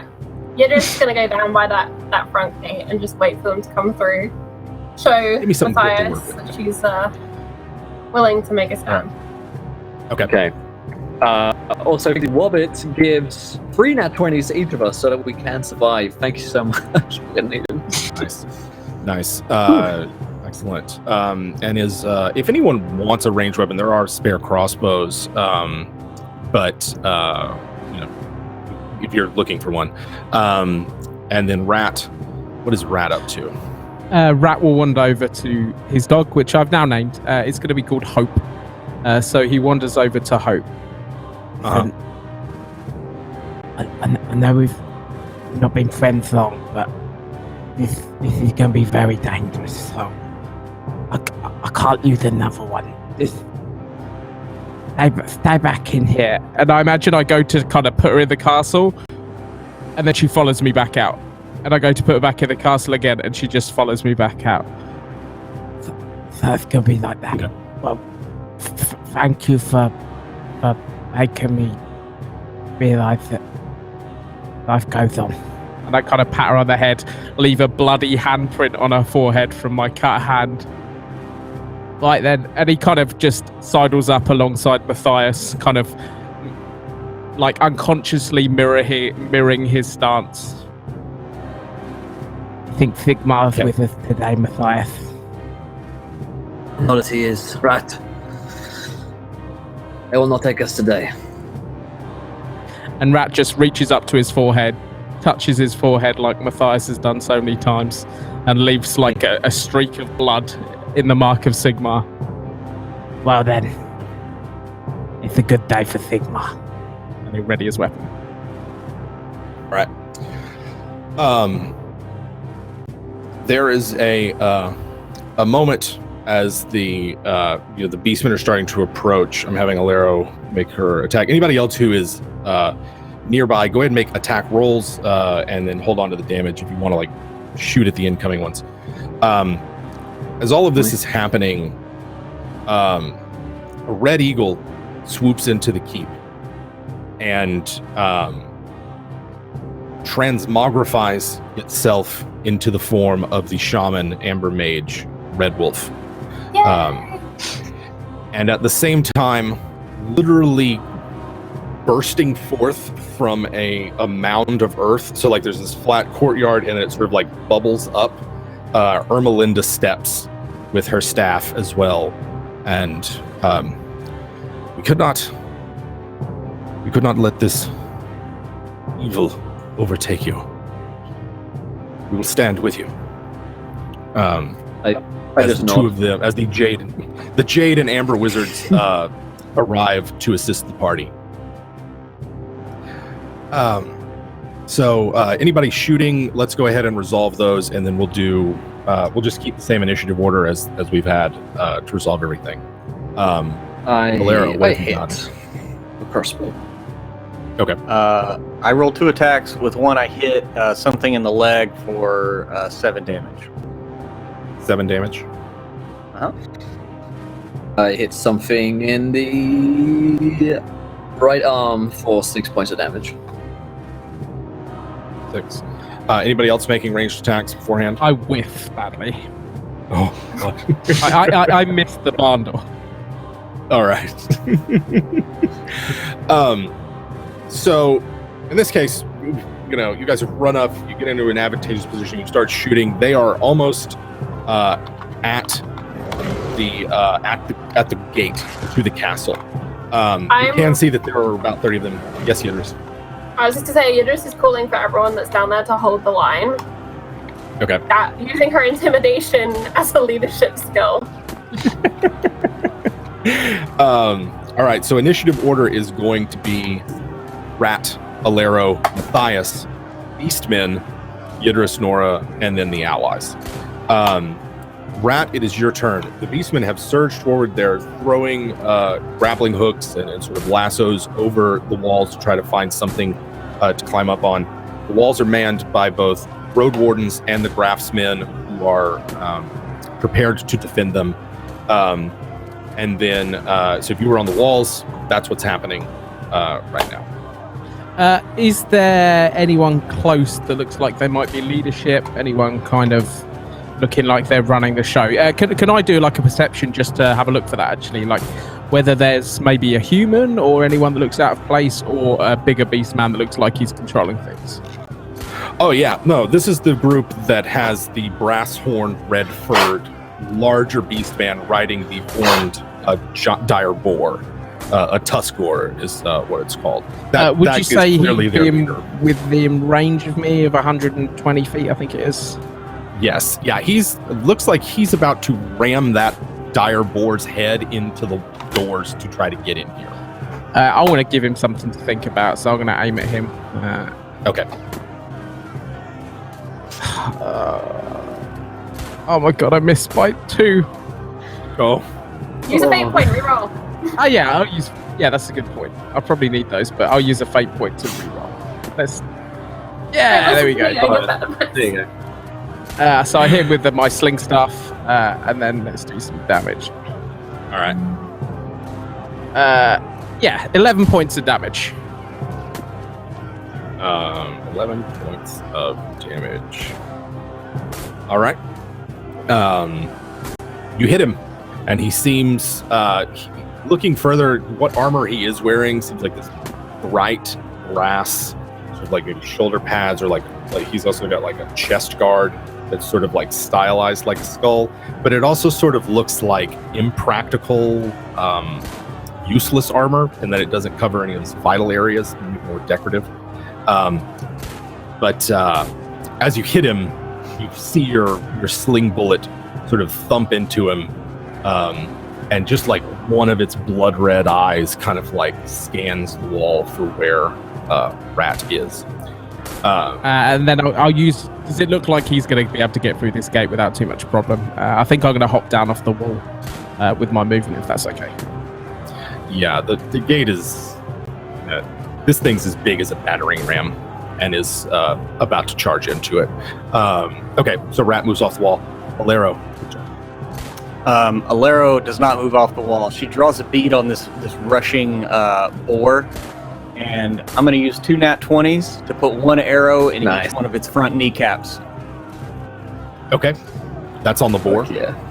On the boar, yeah, trying to bring the boar down before it can get to the gate, at least. Okay. So one of the legs takes 10. Come on, Ulrich. Oh, sorry, I didn't mean to roll that twice. Oh well. So other one takes 8. And that's with 1 armor piercing. Okay. All right. So that's 6 and okay. Alero shoots it in both of its knees, and they sort of like buckle, but these are like great big knobbly demon boar knees, and it might take more than that, but you have injured it. Demonic blood leaking all over the ground. Do anything else, Alero? That's my 2 actions. That's 2 actions. Matthias, it's your turn. Okay. How far away is the Tuskor? It is, if you're like on the walls, it's like 10 feet away, but you're like right above it. Right above it. All right, I'm gonna get my Hockland pistol and I'm gonna use 2 crits to place 2 bullets into its face. All right. Or anywhere, really. I mean, just anywhere to hurt it. I mean, if you're crit, you can just call wherever you hit it. Sure, yeah. Let's dump it in the eyes. You know, one each eye. Yeah. So the damage is 11 on the first. And 11 on the second. All right. That 2 out of 6 that shots. second hit is going to be crit as Matthias reaches over, blasts it twice with his pistol. That's in the face. Go ahead and roll me a D100, Matthias. That will be a 69. All right, there we go. That's good.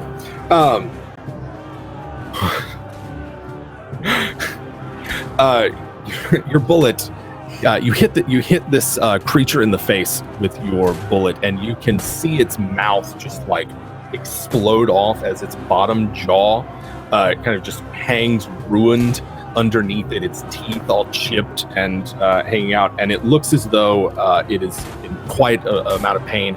The champion is having to maintain its control over this mount. Very a la Aragorn, I'll shout out to her, Alero, bring it down!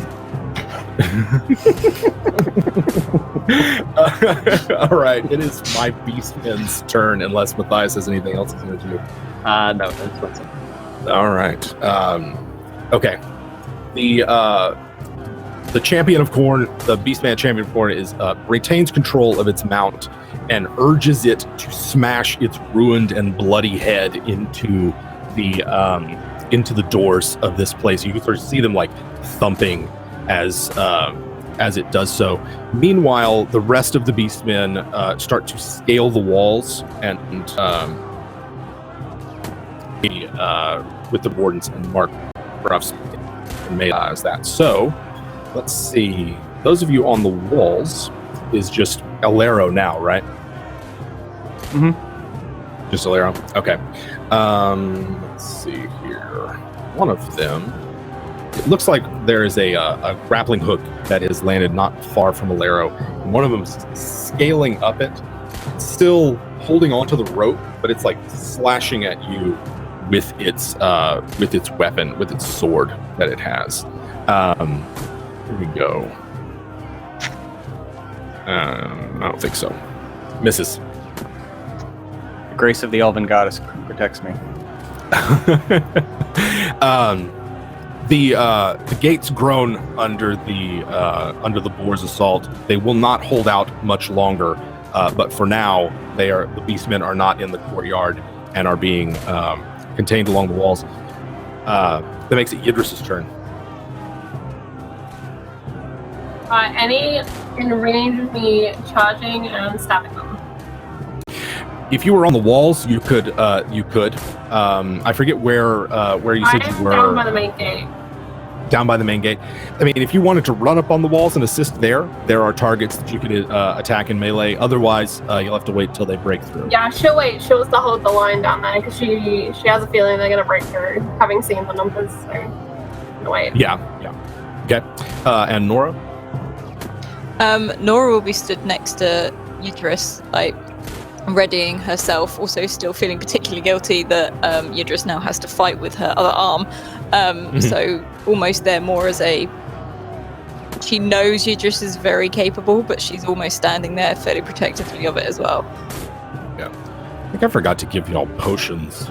I just assumed give y'all You did healing handicap drops. me, Nora. I am down to one arm. And that's why I'm here looking after you. Healing drought just heals 4 wounds as long as you're lightly wounded, is what it does. So that's what those do. Would I have time Alright. to pop one of those by any chance? Sure do. Okay, can I please pop one of those because I'm hurting? Yeah. 1d4? Yeah, if you're holding your action, you can just take one out. Just a quick sip before the Beastmen break in. Or did you say 1d4? It's 4, just total. Or just flat 4? Sweet. Yeah. Thank you. Alright, that's what I would like to do then, sorry. Okay, so you drink your potion. Will, I think you were out. I decided those potions from the very beginning were healing droughts that heal 4 wounds. Oh, nice. Cool. So Nora is holding as well down there. How about yes, we're doing that.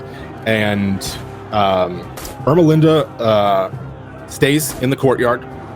She's not going up along the walls, but you can see actually Red Wolf approaches Nora, and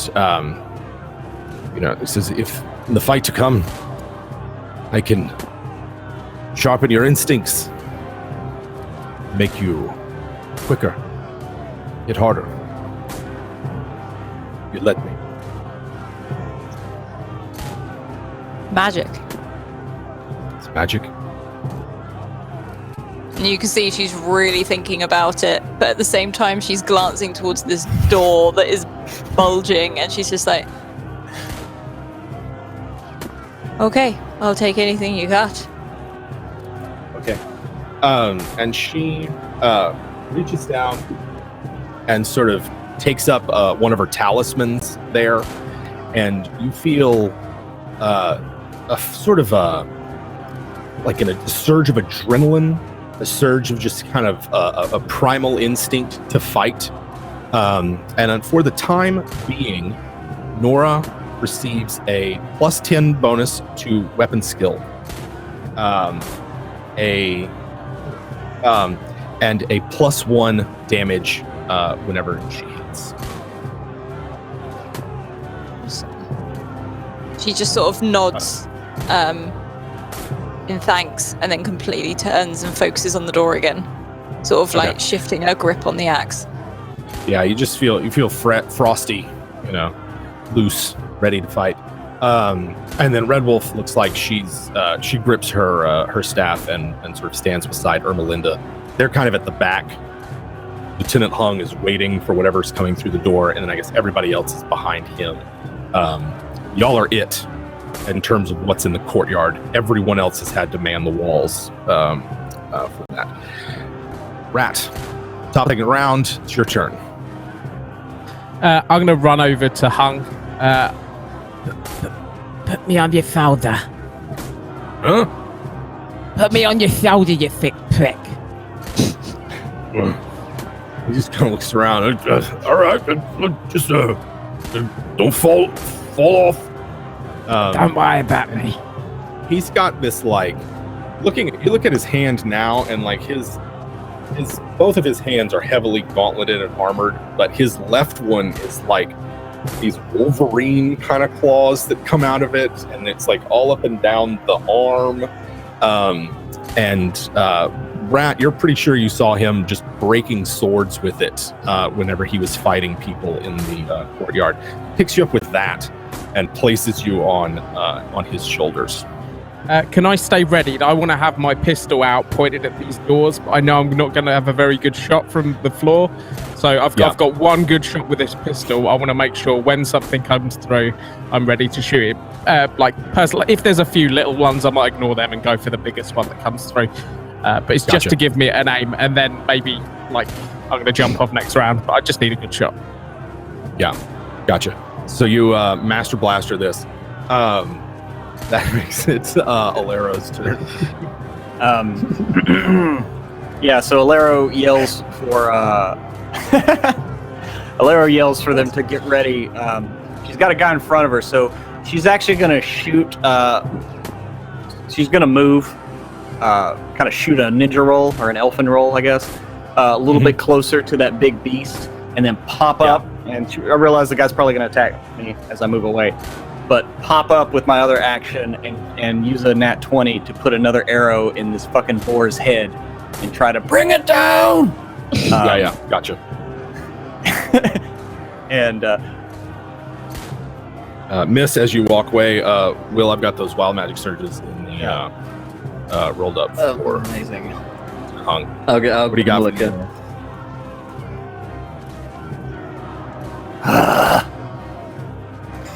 7 damage to the head.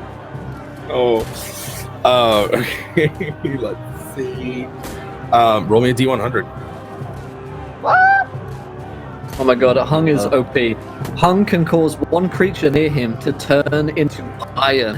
How fucking metal is that? Literally the metal. And Hung only needs to eat during alternate weeks. Holy On weeks he just doesn't eat. Okay. I thought you said ultimate weeks, and I was like, I don't know what an ultimate week is. It sounds awesome. Warhammer could mean anything. There's Pie Week in Warhammer. We could have done an adventure about Pie Week. So, what did you got? 7 damage. 7 damage and 30 on that. 30. Okay. Actually, yeah. You're Nice. You're like having to like lean out over the side, and Valero's arrow sinks to the fletching in this thing's skull, and as it's like coming back and about to move forward, it just like crumples down like a great big beast in a clump right in front of the gate. All right. The beast is dead! That's Valero's turn. Praise Sigma! Anything else with your action? Or you have like another attack? Well, I mean, I moved and I you attacked. moved and attacked. Because I had to move away from that other guy that was attacking me. Very true. Awesome. By the way, what did the turn. cloak give me? It's like a cloak of kind of thing. I'll let you know later on. I figured it's something like a cloak of the woodlands kind of thing. That feels appropriate for Margraff. It's Matthias' turn. So I think I'm up on the wall with Valero because I shot down on the beast wall. So does it look like they're going to break down through the gate now that the creature's dead? It looks like it'll take them longer, but its rider sort of like gets up and off the thing, and it's got his big axe, and it looks like it's maybe trying to chop down the thing, or might just try to scale the wall itself. But you can see it. It's like right there. It's like less than 10 feet from Matthias. Did I say I moved closer to the gate? Yeah. I look down at it with my Hoplin long barrel, which has had 2 shots fired, and I'm gonna put 2 into the creature. All right. And yeah, this I'm gonna use 1 crit on this. Use 1 on this, and I'm gonna roll 1 other. So the pistol, I'm gonna regret it. Oh, just missed. Just missed. But the second shot hits for 10 points of damage. 10 points of damage. All right. And Okay. I shout down so that the group knows as well. You have more time. And probably draw my sword in, ready for this creature to come up and face me. Okay. All right. Right. It is this thing. All right. What's it gonna do real quick? It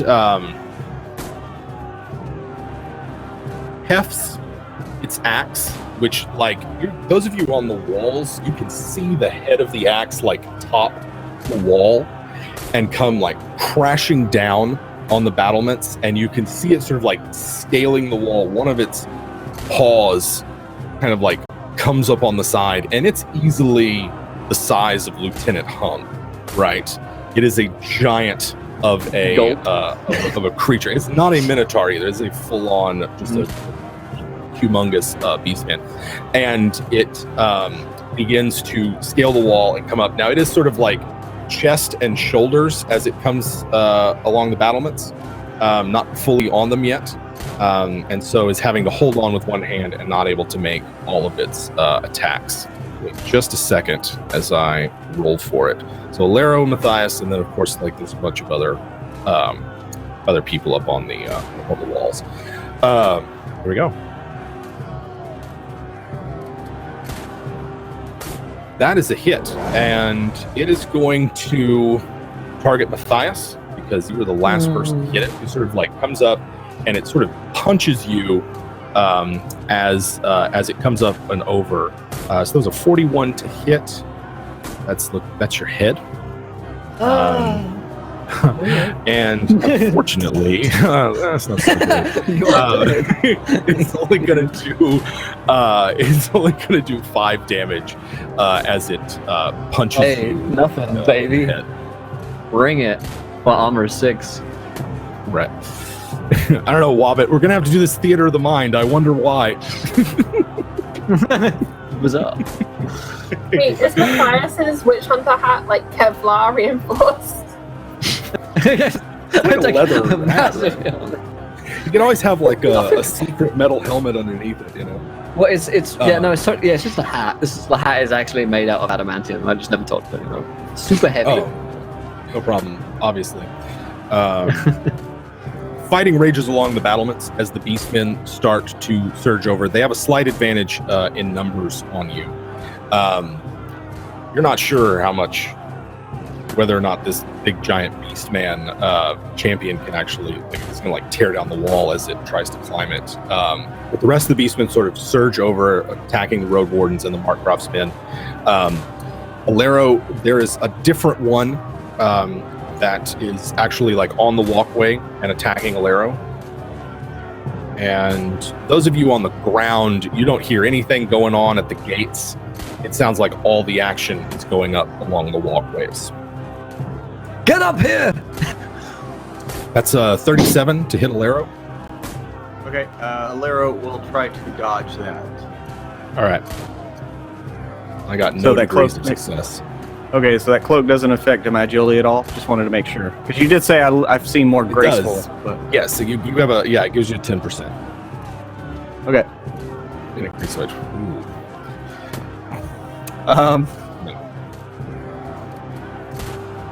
How many of those fate points do you have left? I'm going to use my last fortune point to re-roll that. Okay. So oh fuck, what happened? What's The going first on? one, I accidentally hit it twice. The Oh. first one's 38. So that's 2 degrees of success. Okay.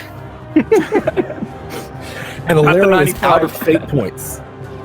Yeah, I'm out of fortune points, not fate. you're out of fortune points, not fate points. Gotcha. Yeah. Okay, gotcha.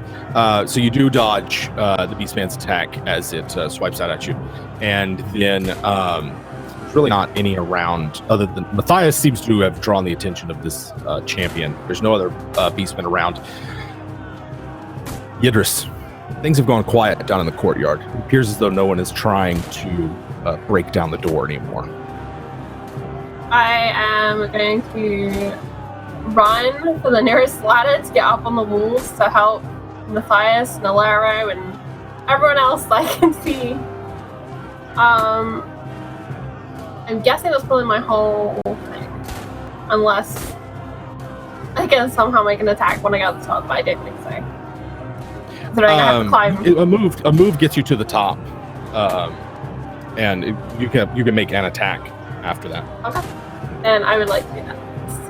All right. Oh. Yes. No. Yes. Oh my god, that dice nearly was not good. Alright, 9. Oh jeez. All right. For 94. Which is 94. left leg. Yeah, so maybe as you're like coming up the stairs, you slash out at one as where its leg's at.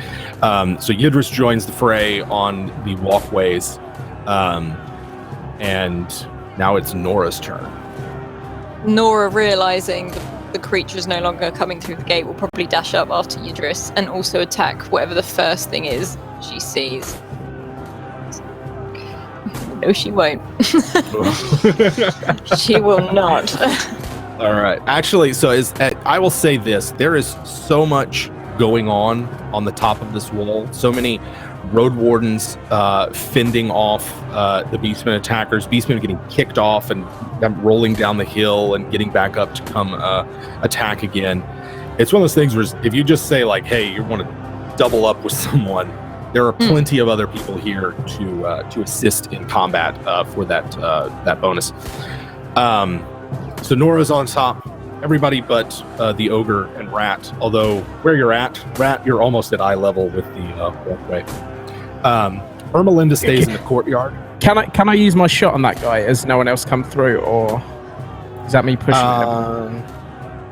Yeah, no one else has come through. If you're talking about using your ready to action. Yeah. Yeah, no one. Like, the gates have been abandoned at the moment. But if you want to just use your ready to action, there's plenty of targets around to shoot. So there's a big guy on Matthias, this huge looking. Can I? I'll use my aim. I'll kind of just close my eye for a second to get a good shot, then open it and pull the trigger.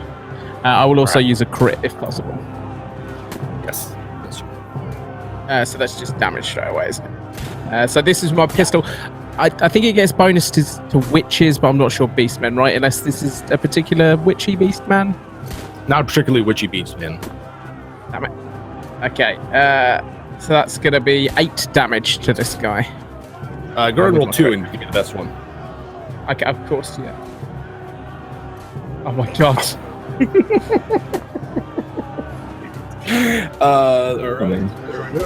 Actually, can I use my fate point to fortune point to reroll one of those? I'll let you do that. Yeah, I'll let you reroll a. Yeah. I want to. I saw a 10 for a second. Oh, no, it's gonna be. It's gonna be 8.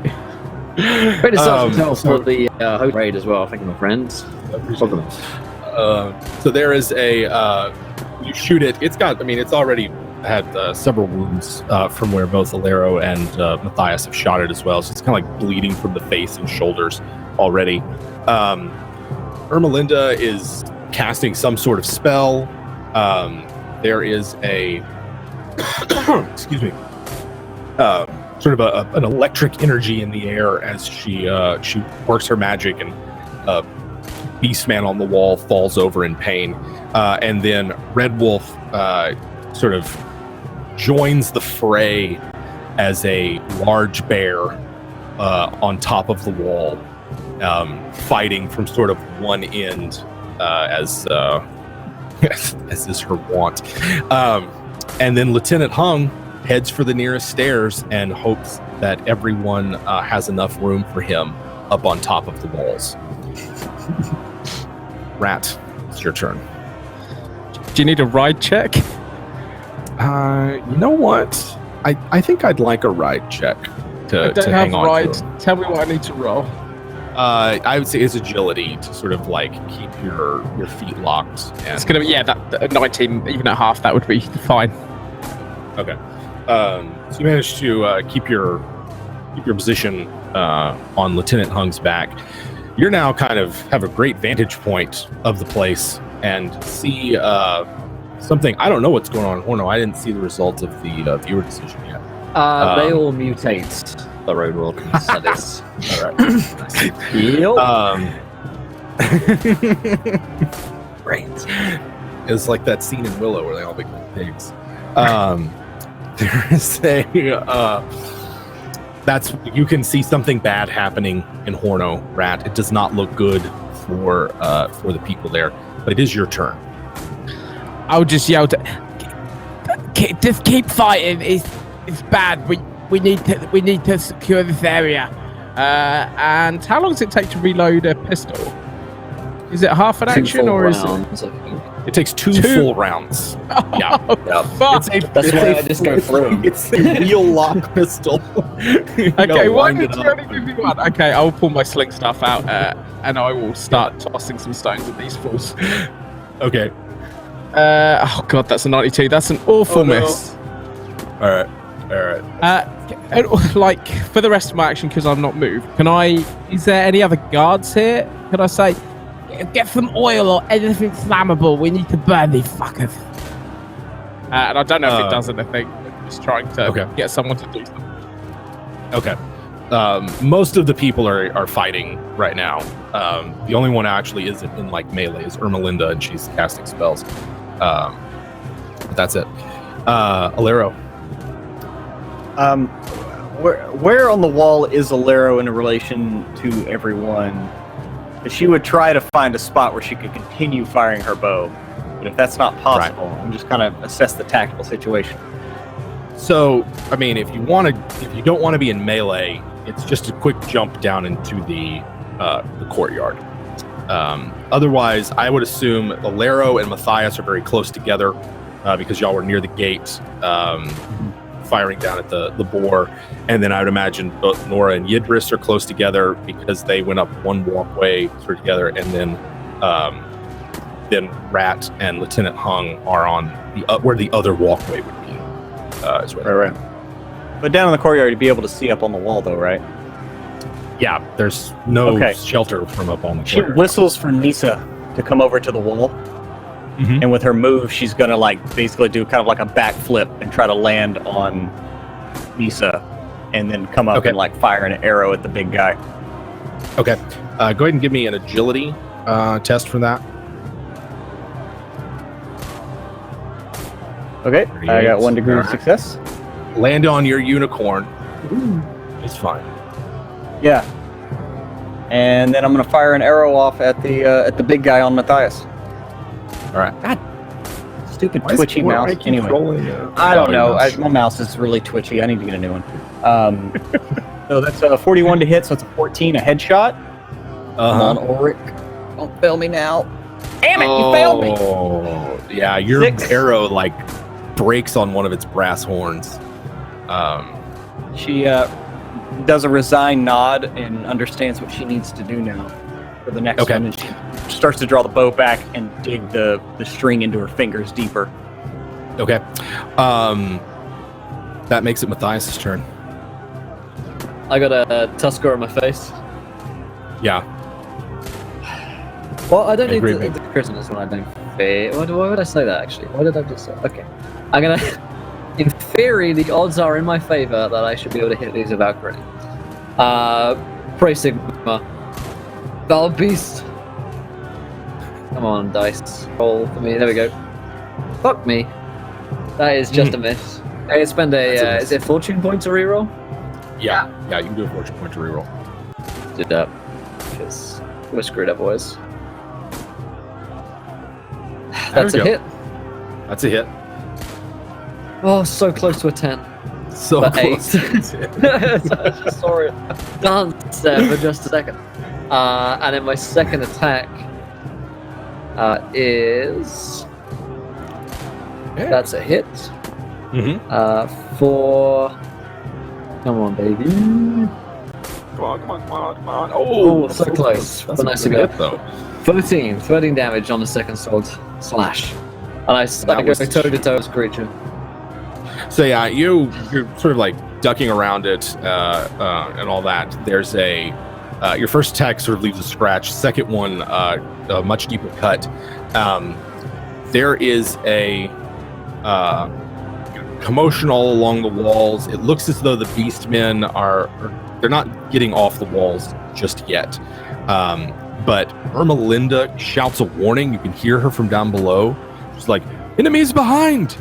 And you look, and in the courtyard coming out the wall of the great house is the corpse of Volker dragging the Hellblade headless and just like jerkily sort of twisting and raising it as he marches on Ermelinda and Alero that are down in the courtyard.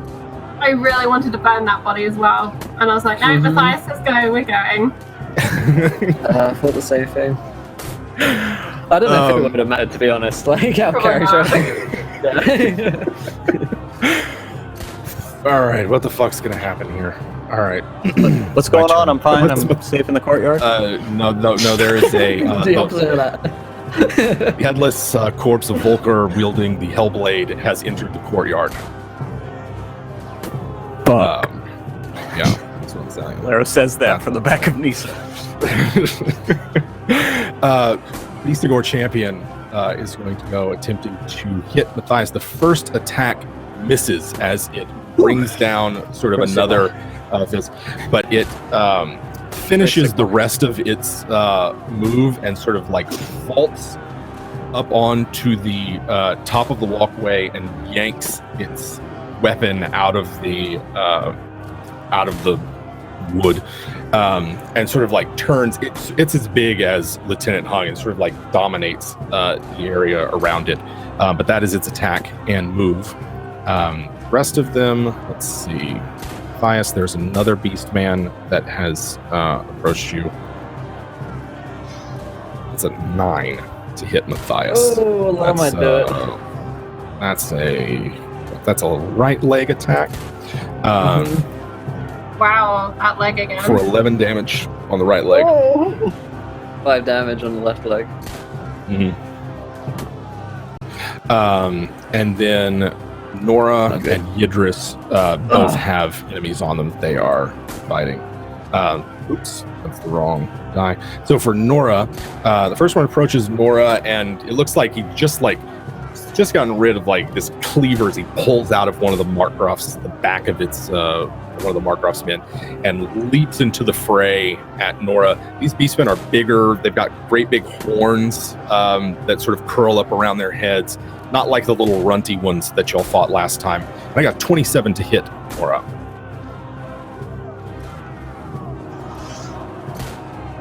Okay, right arm then. Okay. And then let's see here. That is, oops, I keep rolling the wrong die for these. So that's right arm, and that's going to be 7 damage. 7, right okay. 1. And then for Yidris, sort of a similar thing. One of them comes up over the edge and has a sort of an axe that it wields as it swipes at Yidris as well.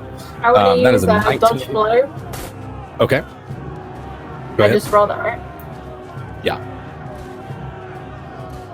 All right. So Yidris dodges out of the way of this attack as the axe kind of comes down, and you sidestep it and take no damage. Excellent. Let's see that. I believe it is now going to be Yidris's turn. Okay, she's gonna just start swinging Mary at the beast attacking her. Hit. Oh, that was the wrong thing. Sorry, grab the wrong dice. Nope, that's right. So that's a 10 on 21. 12 with head. Sword. Yeah. 10 with sword. All right. So you have got 10 fighters. All right. Slash it in the head with your sword. It's still in fighting shape, but that was pretty nasty attack. How about Nora? Or Yidris, sorry, you got other attacks. Yeah, I'd like to use one of my. I think I had like one nat 20, right? Can I use that? I think so, yeah. You got like 4, I think. We were given 3 nat 20s earlier. Oh, nice. Yeah. I forgot what everybody's count was at. Shout out to the generous gods in chat. Alright, so that is 37. Left arm. And it's gonna do. Give me the dice. All right. 8 to left arm. 8 to the left arm. So yeah, this one's like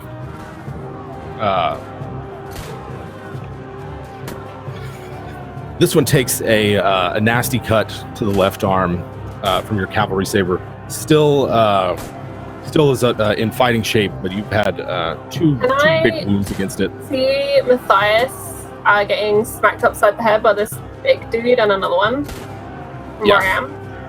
Then You can see it. Yeah.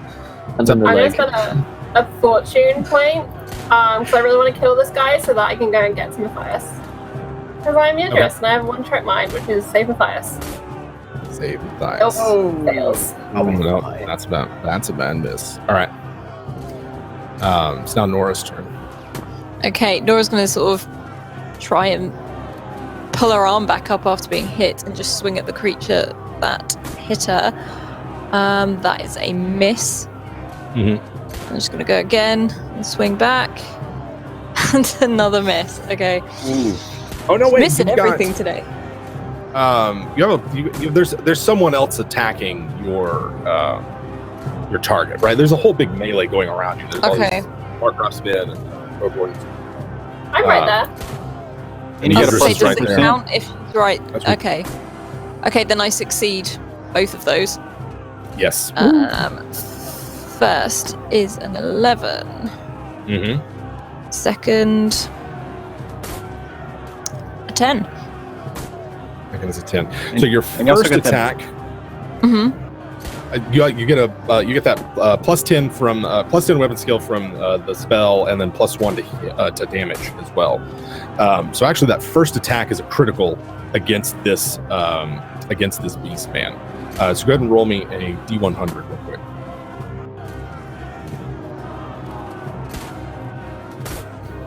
That is 94. All right. You sort of like bring your axe down, and as you bring it down, it sort of like hits a horn and then skips and takes like half the skin on this thing's face off. It just sort of exposes sinew and tendons and bone with your first attack. Your second one is another critical. So go ahead and roll me a second. Yep. Back there. The second D100. There's a There we go. 58. There we go. All right. And then in this case, you bring your axe down again. This was on its leg, yes? Yes. And then let's see. You bring it down and you sever its calf, leaving it sort of falls off the walkway down into the courtyard and is just sort of like kicking its severed foot as you cut its foot off. Goodness. Anything else Nora does? No, I think that's all her action. And what can she see? So has the path sort of been cleared?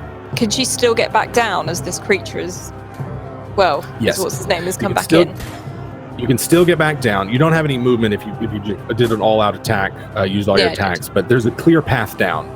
Okay. You can see not very far to your right is where Matthias is fighting the Beastman champion, and then sort of across the courtyard on the other side of the wall is where Hung and the bear are as they're attacking from that direction. And of Delaire course is you down can in see the it as courtyard. Okay, Correct. Yeah. right. Goodness. Down in the courtyard, there is sort of some commotion. It appears as though Ermelinda, like she casts sort of like an earth wall type spell. The ground in the courtyard becomes very, very broken and rocky, and it stalls the Hellblade zombie for a moment. Then Hung continues to fight his way across the battlements here. And I'm going to need a ride check from Rat.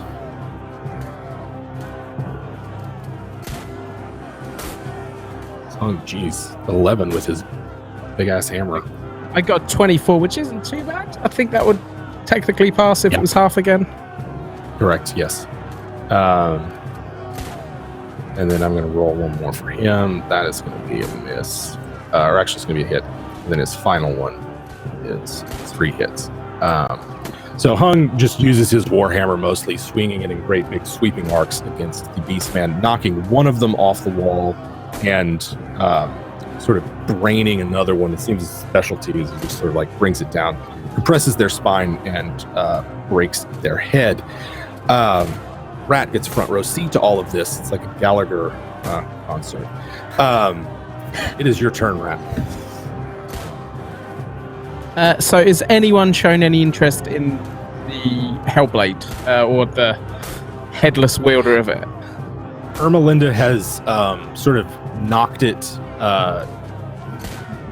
She's hindered it for a moment, but it looks like Nora has seen it and might be heading there later. Yeah, so Rat's going to kind of hobble down off Hug. Nice work, buddy.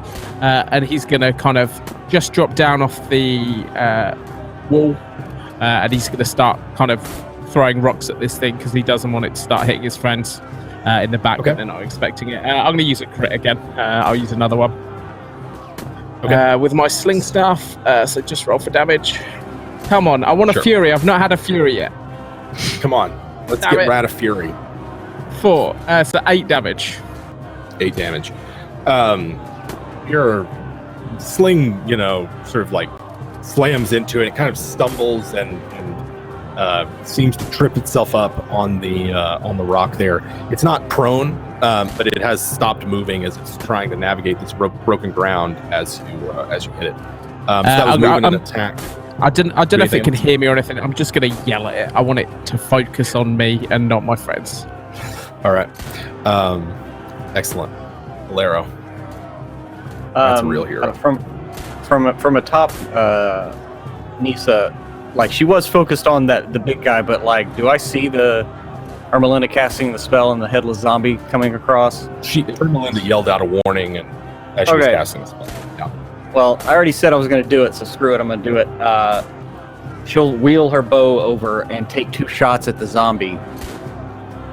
And I was already going to sacrifice a wound for each of these arrows to add another armor piercing to it. Okay. So, as the bowstring digs deeper into her skin. First attack, buck.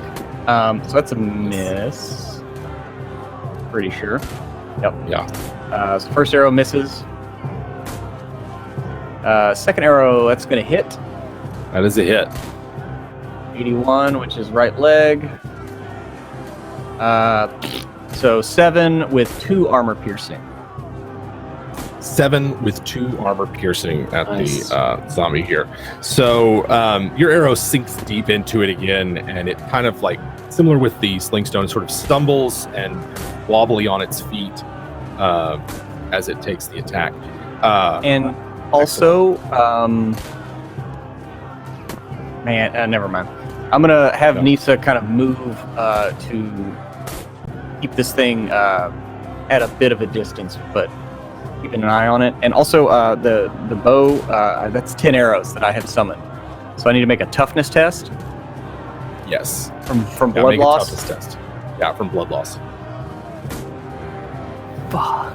Can I spend 2 luck? Is it? Oh, wrong game. Sorry. It's the wrong game. I know, right? I keep trying to do it as well. So yes, I failed that by 2. You feel weak, and your tests are now 1 step difficulty more until you have a chance to like rest up and the like. Okay. Yeah. Matthias, Beastmen in my face. Beastman in your face. This spend a crit on the first one. Oh, So close. 13 points. All right. How's it looking? It's severely wounded, and particularly the last 2 wounds you dealt it have been quite grievous. It seems to feel no pain, or if it does, it doesn't react the way the others do to pain. Okay. So that was Spend the next nat 20. Try and smack it down some more for 9 points of damage. okay. So Just like hacking at it furiously with my sword right now. Die! yeah, you have you slash away at it. It's got several big lacerations on it, and it's difficult to tell as its fur is already blood red in color. But the ground, the walkway here is now slick with sort of just Beastman blood as this thing has climbed up on. Of course, around you are Beastmen and Road Wardens, and the Margraff's men are all dying and injured and the like on here. It appears as though the Beastmen have a slight upper hand on the courtyard, on the walkway at this point. But Hung and Red Wolf are chewing up their end of the fight. Here we go. All right. This thing brings... This thing brings its weapon down on Matthias. First one's going to be a miss. Sort of like swings down. The second one is a hit. Top of my hat. Oh no! And that the second one's a headshot. Oh, it's okay. I've got the same armor everywhere, but it's just Yeah. that I will die if I get crit. Can't afford to waste more eyes. The third attack was a miss. So for this headshot, so close. That's 15 damage to Matthias' head. Oh, Nelly. So I am now at -2. Okay. So you're still fighting shape. That's a crit though on you. Yep. That was a second crit. Party watches as Matthias falls. This could be worse. This could be This could be a lot. I don't know how much worse. Lose another eye. That's true. As it brings its weapon down on your head, you've experienced a momentary disorientation. You are at -20 to attacks for 1 round as it kind of like rings your bell with that attack. That was the Beastmen. Brief. This is nail biting. Yeah. The other's attacks missed. Beastman here misses. The Hellblade zombie makes its way towards Ermelinda and is attacking her. Hits Ermelinda. Let's see. No, what's that? Which one's the best? Ooh, almost. Okay, hits Ermelinda. The fighting on the battlements rages. Like I said, the Beastmen have a slight upper hand, but it's not lost yet. It is now Yidris's turn. Great. I want to hack and slash my way through some Beastmen. It sounds like there's like 2 by us, right? By me and Nora. At the moment. Correct. Well, 1 now. Nora One? killed hers. Yeah. All right, I'll go kill mine then. I'm behind the cab. Okay. That wasn't good. I'll use a fortune point and reroll that. Okay. Oh, that's a hit. So close. Crap. Oh yes, yeah. Oh, because Nora's there. No, Nora, yes, yes. Thank God for Nora. No, Yidris. No, this is not how we do this. I missed my flail. Not at all. All right. Oh, I can take a second swing. Yes, you can. Yes, I can. That's a hit. Oh my god! Oh. Someone just cut Yidris out of misery. She's broken. What did you guys do? I'm dying. We have upset Sigmar. That is a critical on this Beastman though. So go ahead and roll me. So his right arm. Oh, Yeah, I think I get a D10 of healing from Catalyst. Yeah, D10 if it works, healing. Jen, it's up to you. That'll work. Sigma be We praised. have the magic here is strong course both it's for true. and against. Thank you, Catalyst. Hey, I'm no longer critically wounded. That much is good. There you go. So That was an 81. Yidris has dealt this thing a nasty wound to its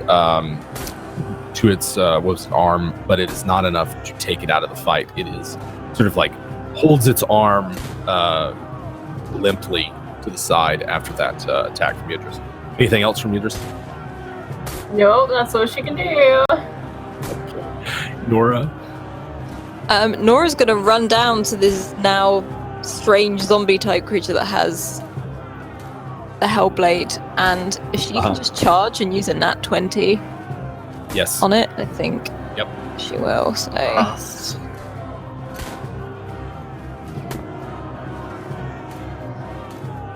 There you go. it's a 14. All right. 14. 11. Why don't you tell me how you killed this thing? It's just the animated corpse of Volker.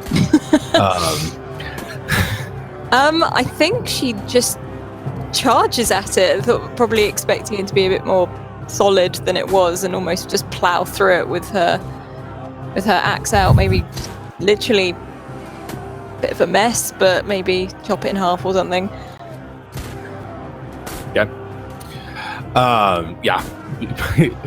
Nora Just bisects dismantle it. and the brass blade of the bloodletter falls to the floor of the courtyard. So that was a move and attack from Nora. Ermelinda turns her attentions to the wall and begins to weave magic, sort of like an assistance with those on the wall. Another Beastman falls to her magic. You're not sure what she does. You just see her cast a spell, and then one of them sort of drops. There's no other visible effect from it. And then Red Wolf and Lieutenant Hung are doing their own thing, but nobody's with them, so I'm not going to roll for them. Rat, it's your turn. So do I notice any, like this sword that's fallen, has it drawn any attention? Is it in any danger of being picked up by these guys at the moment? There's no one nearby to pick it up. There is a Beastman in the courtyard, but it only has one leg. It's just below the knee. Its leg was cut off. Okay, I'll back my way towards it. I want to kind of cover Nora a little bit. I want to make sure that no one's going to grab this thing. And I'll just throw a stone up to Matthias. Still looks like he's in trouble. He's probably on one knee at this point. I'll throw a sling staff up at the guy who's attacking him. Okay. So that's going to be a hit. That's a hit. Let's have some damage. Come on. Yes, there it is. All right. This is my fucking moment. Okay, so you want another D100, yeah? Just another D10. As long as you keep rolling 10s, you keep rolling 10s. Oh, that's not bad though. 22 damage. 22 damage. God. That was 73 was a leg. I'm gonna need you to roll a D100 for a crit on this guy. 73's body. 73's body? Okay. 73's body. 89. Ooh. Right, still. All right. Your sling bullet sails through the air and smashes into the Beastman's the center of his chest, and Matthias can hear a loud crack as Rat's sling bullet hits it. You're not what happened. Other than staggers back, and it goes from gripping its great weapon in two hands, sort of like drops one of it, staggers backwards, and seems to wobble on its feet from that furious attack there. That was a wild magic search for sight. 14. Jeez. Yeah, and 100-yard radius around my home is stripped of vegetation. I don't gun. I just burn. Just burn all of them in the Nice. Okay. I imagine him running around yelling at bugs like they're heretics and just like lighting up the pesticides. Lighting those pests on fire. Let's have a Lero. Let's go over Lero. Oh my god. Okay. Fuck it. Seeing Matthias take a grievous wound and Rat hitting this thing, she's gonna seize the opportunity and I'm gonna use a nat 20 to hit this fucker. So for damage, oh my god. So that's 5 damage with 1 armor piercing. Doesn't do anything, I'm sure. Even the 1 armor piercing is not enough to wound the creature. She sees that bounce off, she's like, and then pulls another arrow back, sinking the string deep into her fingers, blood just pouring down her arm, and she's gonna sacrifice another wound for an extra armor piercing. And she's gonna use her last nat 20. Right. And let fly another arrow into this thing. For 12 Close. damage, 2 armor piercing. Do you need me to roll to see where it hits? Or? You don't have to. You can just tell me where it hits. It's a crit. Oh, in the head. Okay, that shot. All right. And Go ahead and roll me a well, D100. that's a. Well, I just technically did. So I'll Okay. take that 15. 15. Sure. Take that 15. All right. She'll be like Here we screaming go. Matthias's name as she lets the arrow fly, smoldering in the midst of combat. Yeah, we smolder. We catch eyes and smolder. So. That's right. Like both Matthias and Alero are smoldering at this point. Alero draws your bow back.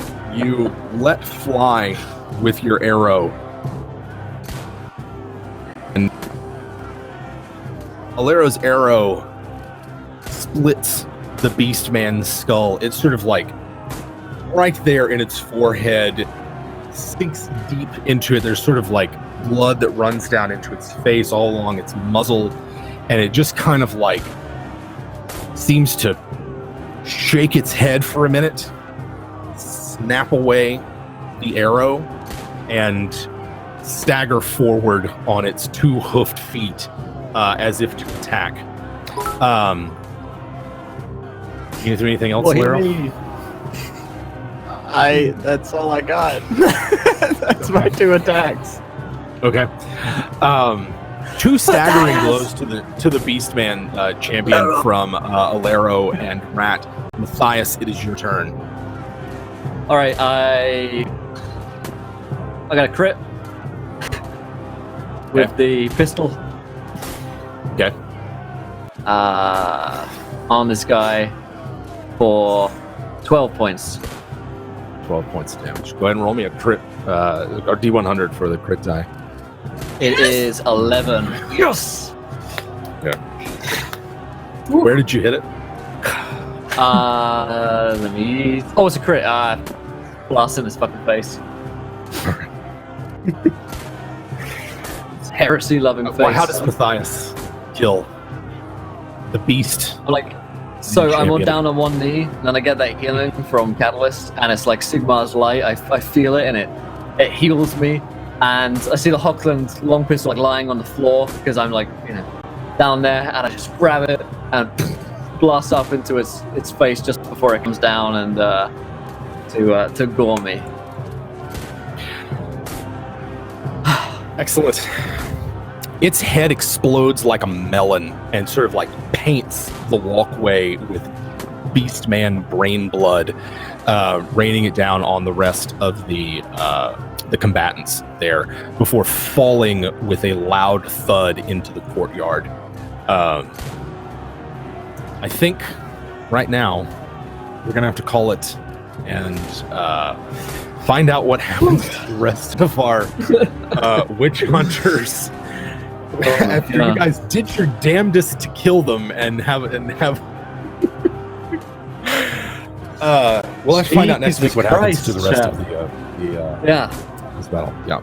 By Sigmar, you guys tried your best to kill us today, and who knows, next week you might be able to pull it off. Thank you guys for tonight's session. We're going to end tonight's session of Beneath Dark Boughs. Of course, we'll be carrying on here on Encounter Roleplay for Star Wars, Rise of the Dark Side, and we'll be continuing with myself, Jim, and Pruitt over on Sable Dice. But man, huge thank you to everyone who did today's show, especially, of course, Bobbit. Definitely saving our lives there with those nat 20s. I think if we didn't have those crits, we would be doomed. It was a mess of its own creation. Yeah, truly it was. But thank you guys for joining us tonight. Let's go around to cast and crew. Did we enjoy ourselves? Where can we find you guys online? Jim, what did you think? Well, first off, I had things prepped. There was going to be a whole Hubert kitchen thing, but I love rolling with the punches and figuring out the pieces of adventure that I sometimes have given and weaving them together. I'm genuinely concerned for the fate of the party, particularly as Catalyst says it'll just be more ammo for next week by making it a two-parter. I'm on WebDM. We've got videos on YouTube, and we've got a Twitch channel here. You can check us out at Tuesdays and Thursdays at 6 Central. Yeah, that's great. Thank you, Jim. Pruitt. Christ, this is, yeah, that's pretty much as I can actually get out. So I can't wait till next week. Hopefully we don't die. Hopefully Lara doesn't kill herself with this bow, trying to save her smoldering partner here. And, like Jim said, we're WebDM. We got videos on places, and we're going to go do that here in a minute. The thing with the dice and the saving. Or, Saving more. Charlie. Oh, yeah, I'm muted. Yeah. You got it. Wow, that was a thing. I don't want to stop. Like, I would like to formally riot against this whole stopping thing that happens every Wednesday. All right. But yes, thank you so much for the game. Have a great game to those going on to play the rest of the evening. Hurry up, get to Wednesday so we can find out what happens, because I'm gonna die until then, basically. Great stuff. Thank you, Charlie. And let's see, Alice. I'm so conflicted right now whether the chat love or hate us, because I'm getting very mixed messages. But yeah, I absolutely loved this week. I can't wait for next week. I am on Twitter as White Rabbit Pick, and when I'm not over here on Wednesdays, I am DMing or playing over on Scratchicus's channel. Yeah, again, a bit like Pro. I'm like, yeah, I can't say much. I feel knackered, even though I don't. Yeah. Great stuff. And Gareth. Yeah, that was really good. I'm incredibly worried. It's like we just expended all our energy to dodge a car, and then we turn around and there's going to be a fucking full truck running towards us. We're going to have no crits. It's going to be, yeah. Thank you, chat. We love you and hate you. Guys, I got nothing to plug. Just look after each other. Role-playing's for everyone, no matter what anyone says. Without people, role-playing is just dead wood with pretty pictures painted on it. So, fuck what anyone else says. Thank you for everyone's support. You're awesome. And also, WebDM are fucking awesome. Support them, love them. Go onto their Patreon. Don't fucking repost their content anywhere else, you pricks. Look after them. Without, like, these guys do amazing fucking things. So, help them. It was fucking amazing. Look after it. Bye. All right, my friends. Well, we're going to head out here. We've got Save What Dice Go and Run, and we've got Star Wars here on the Encounter Roleplay channel. So stick around here for Star Wars D20 Rise of the Dark Side, or come with myself, Jim, and Pruitt over to youtube.com/SaveOrDice. We'll see you guys same time next week, 4 p.m. Eastern, every Wednesday for more Beneath Dark Boughs. Until then, try not to throw too many net ones, because we're going to be laughing when you do. Good night, everyone.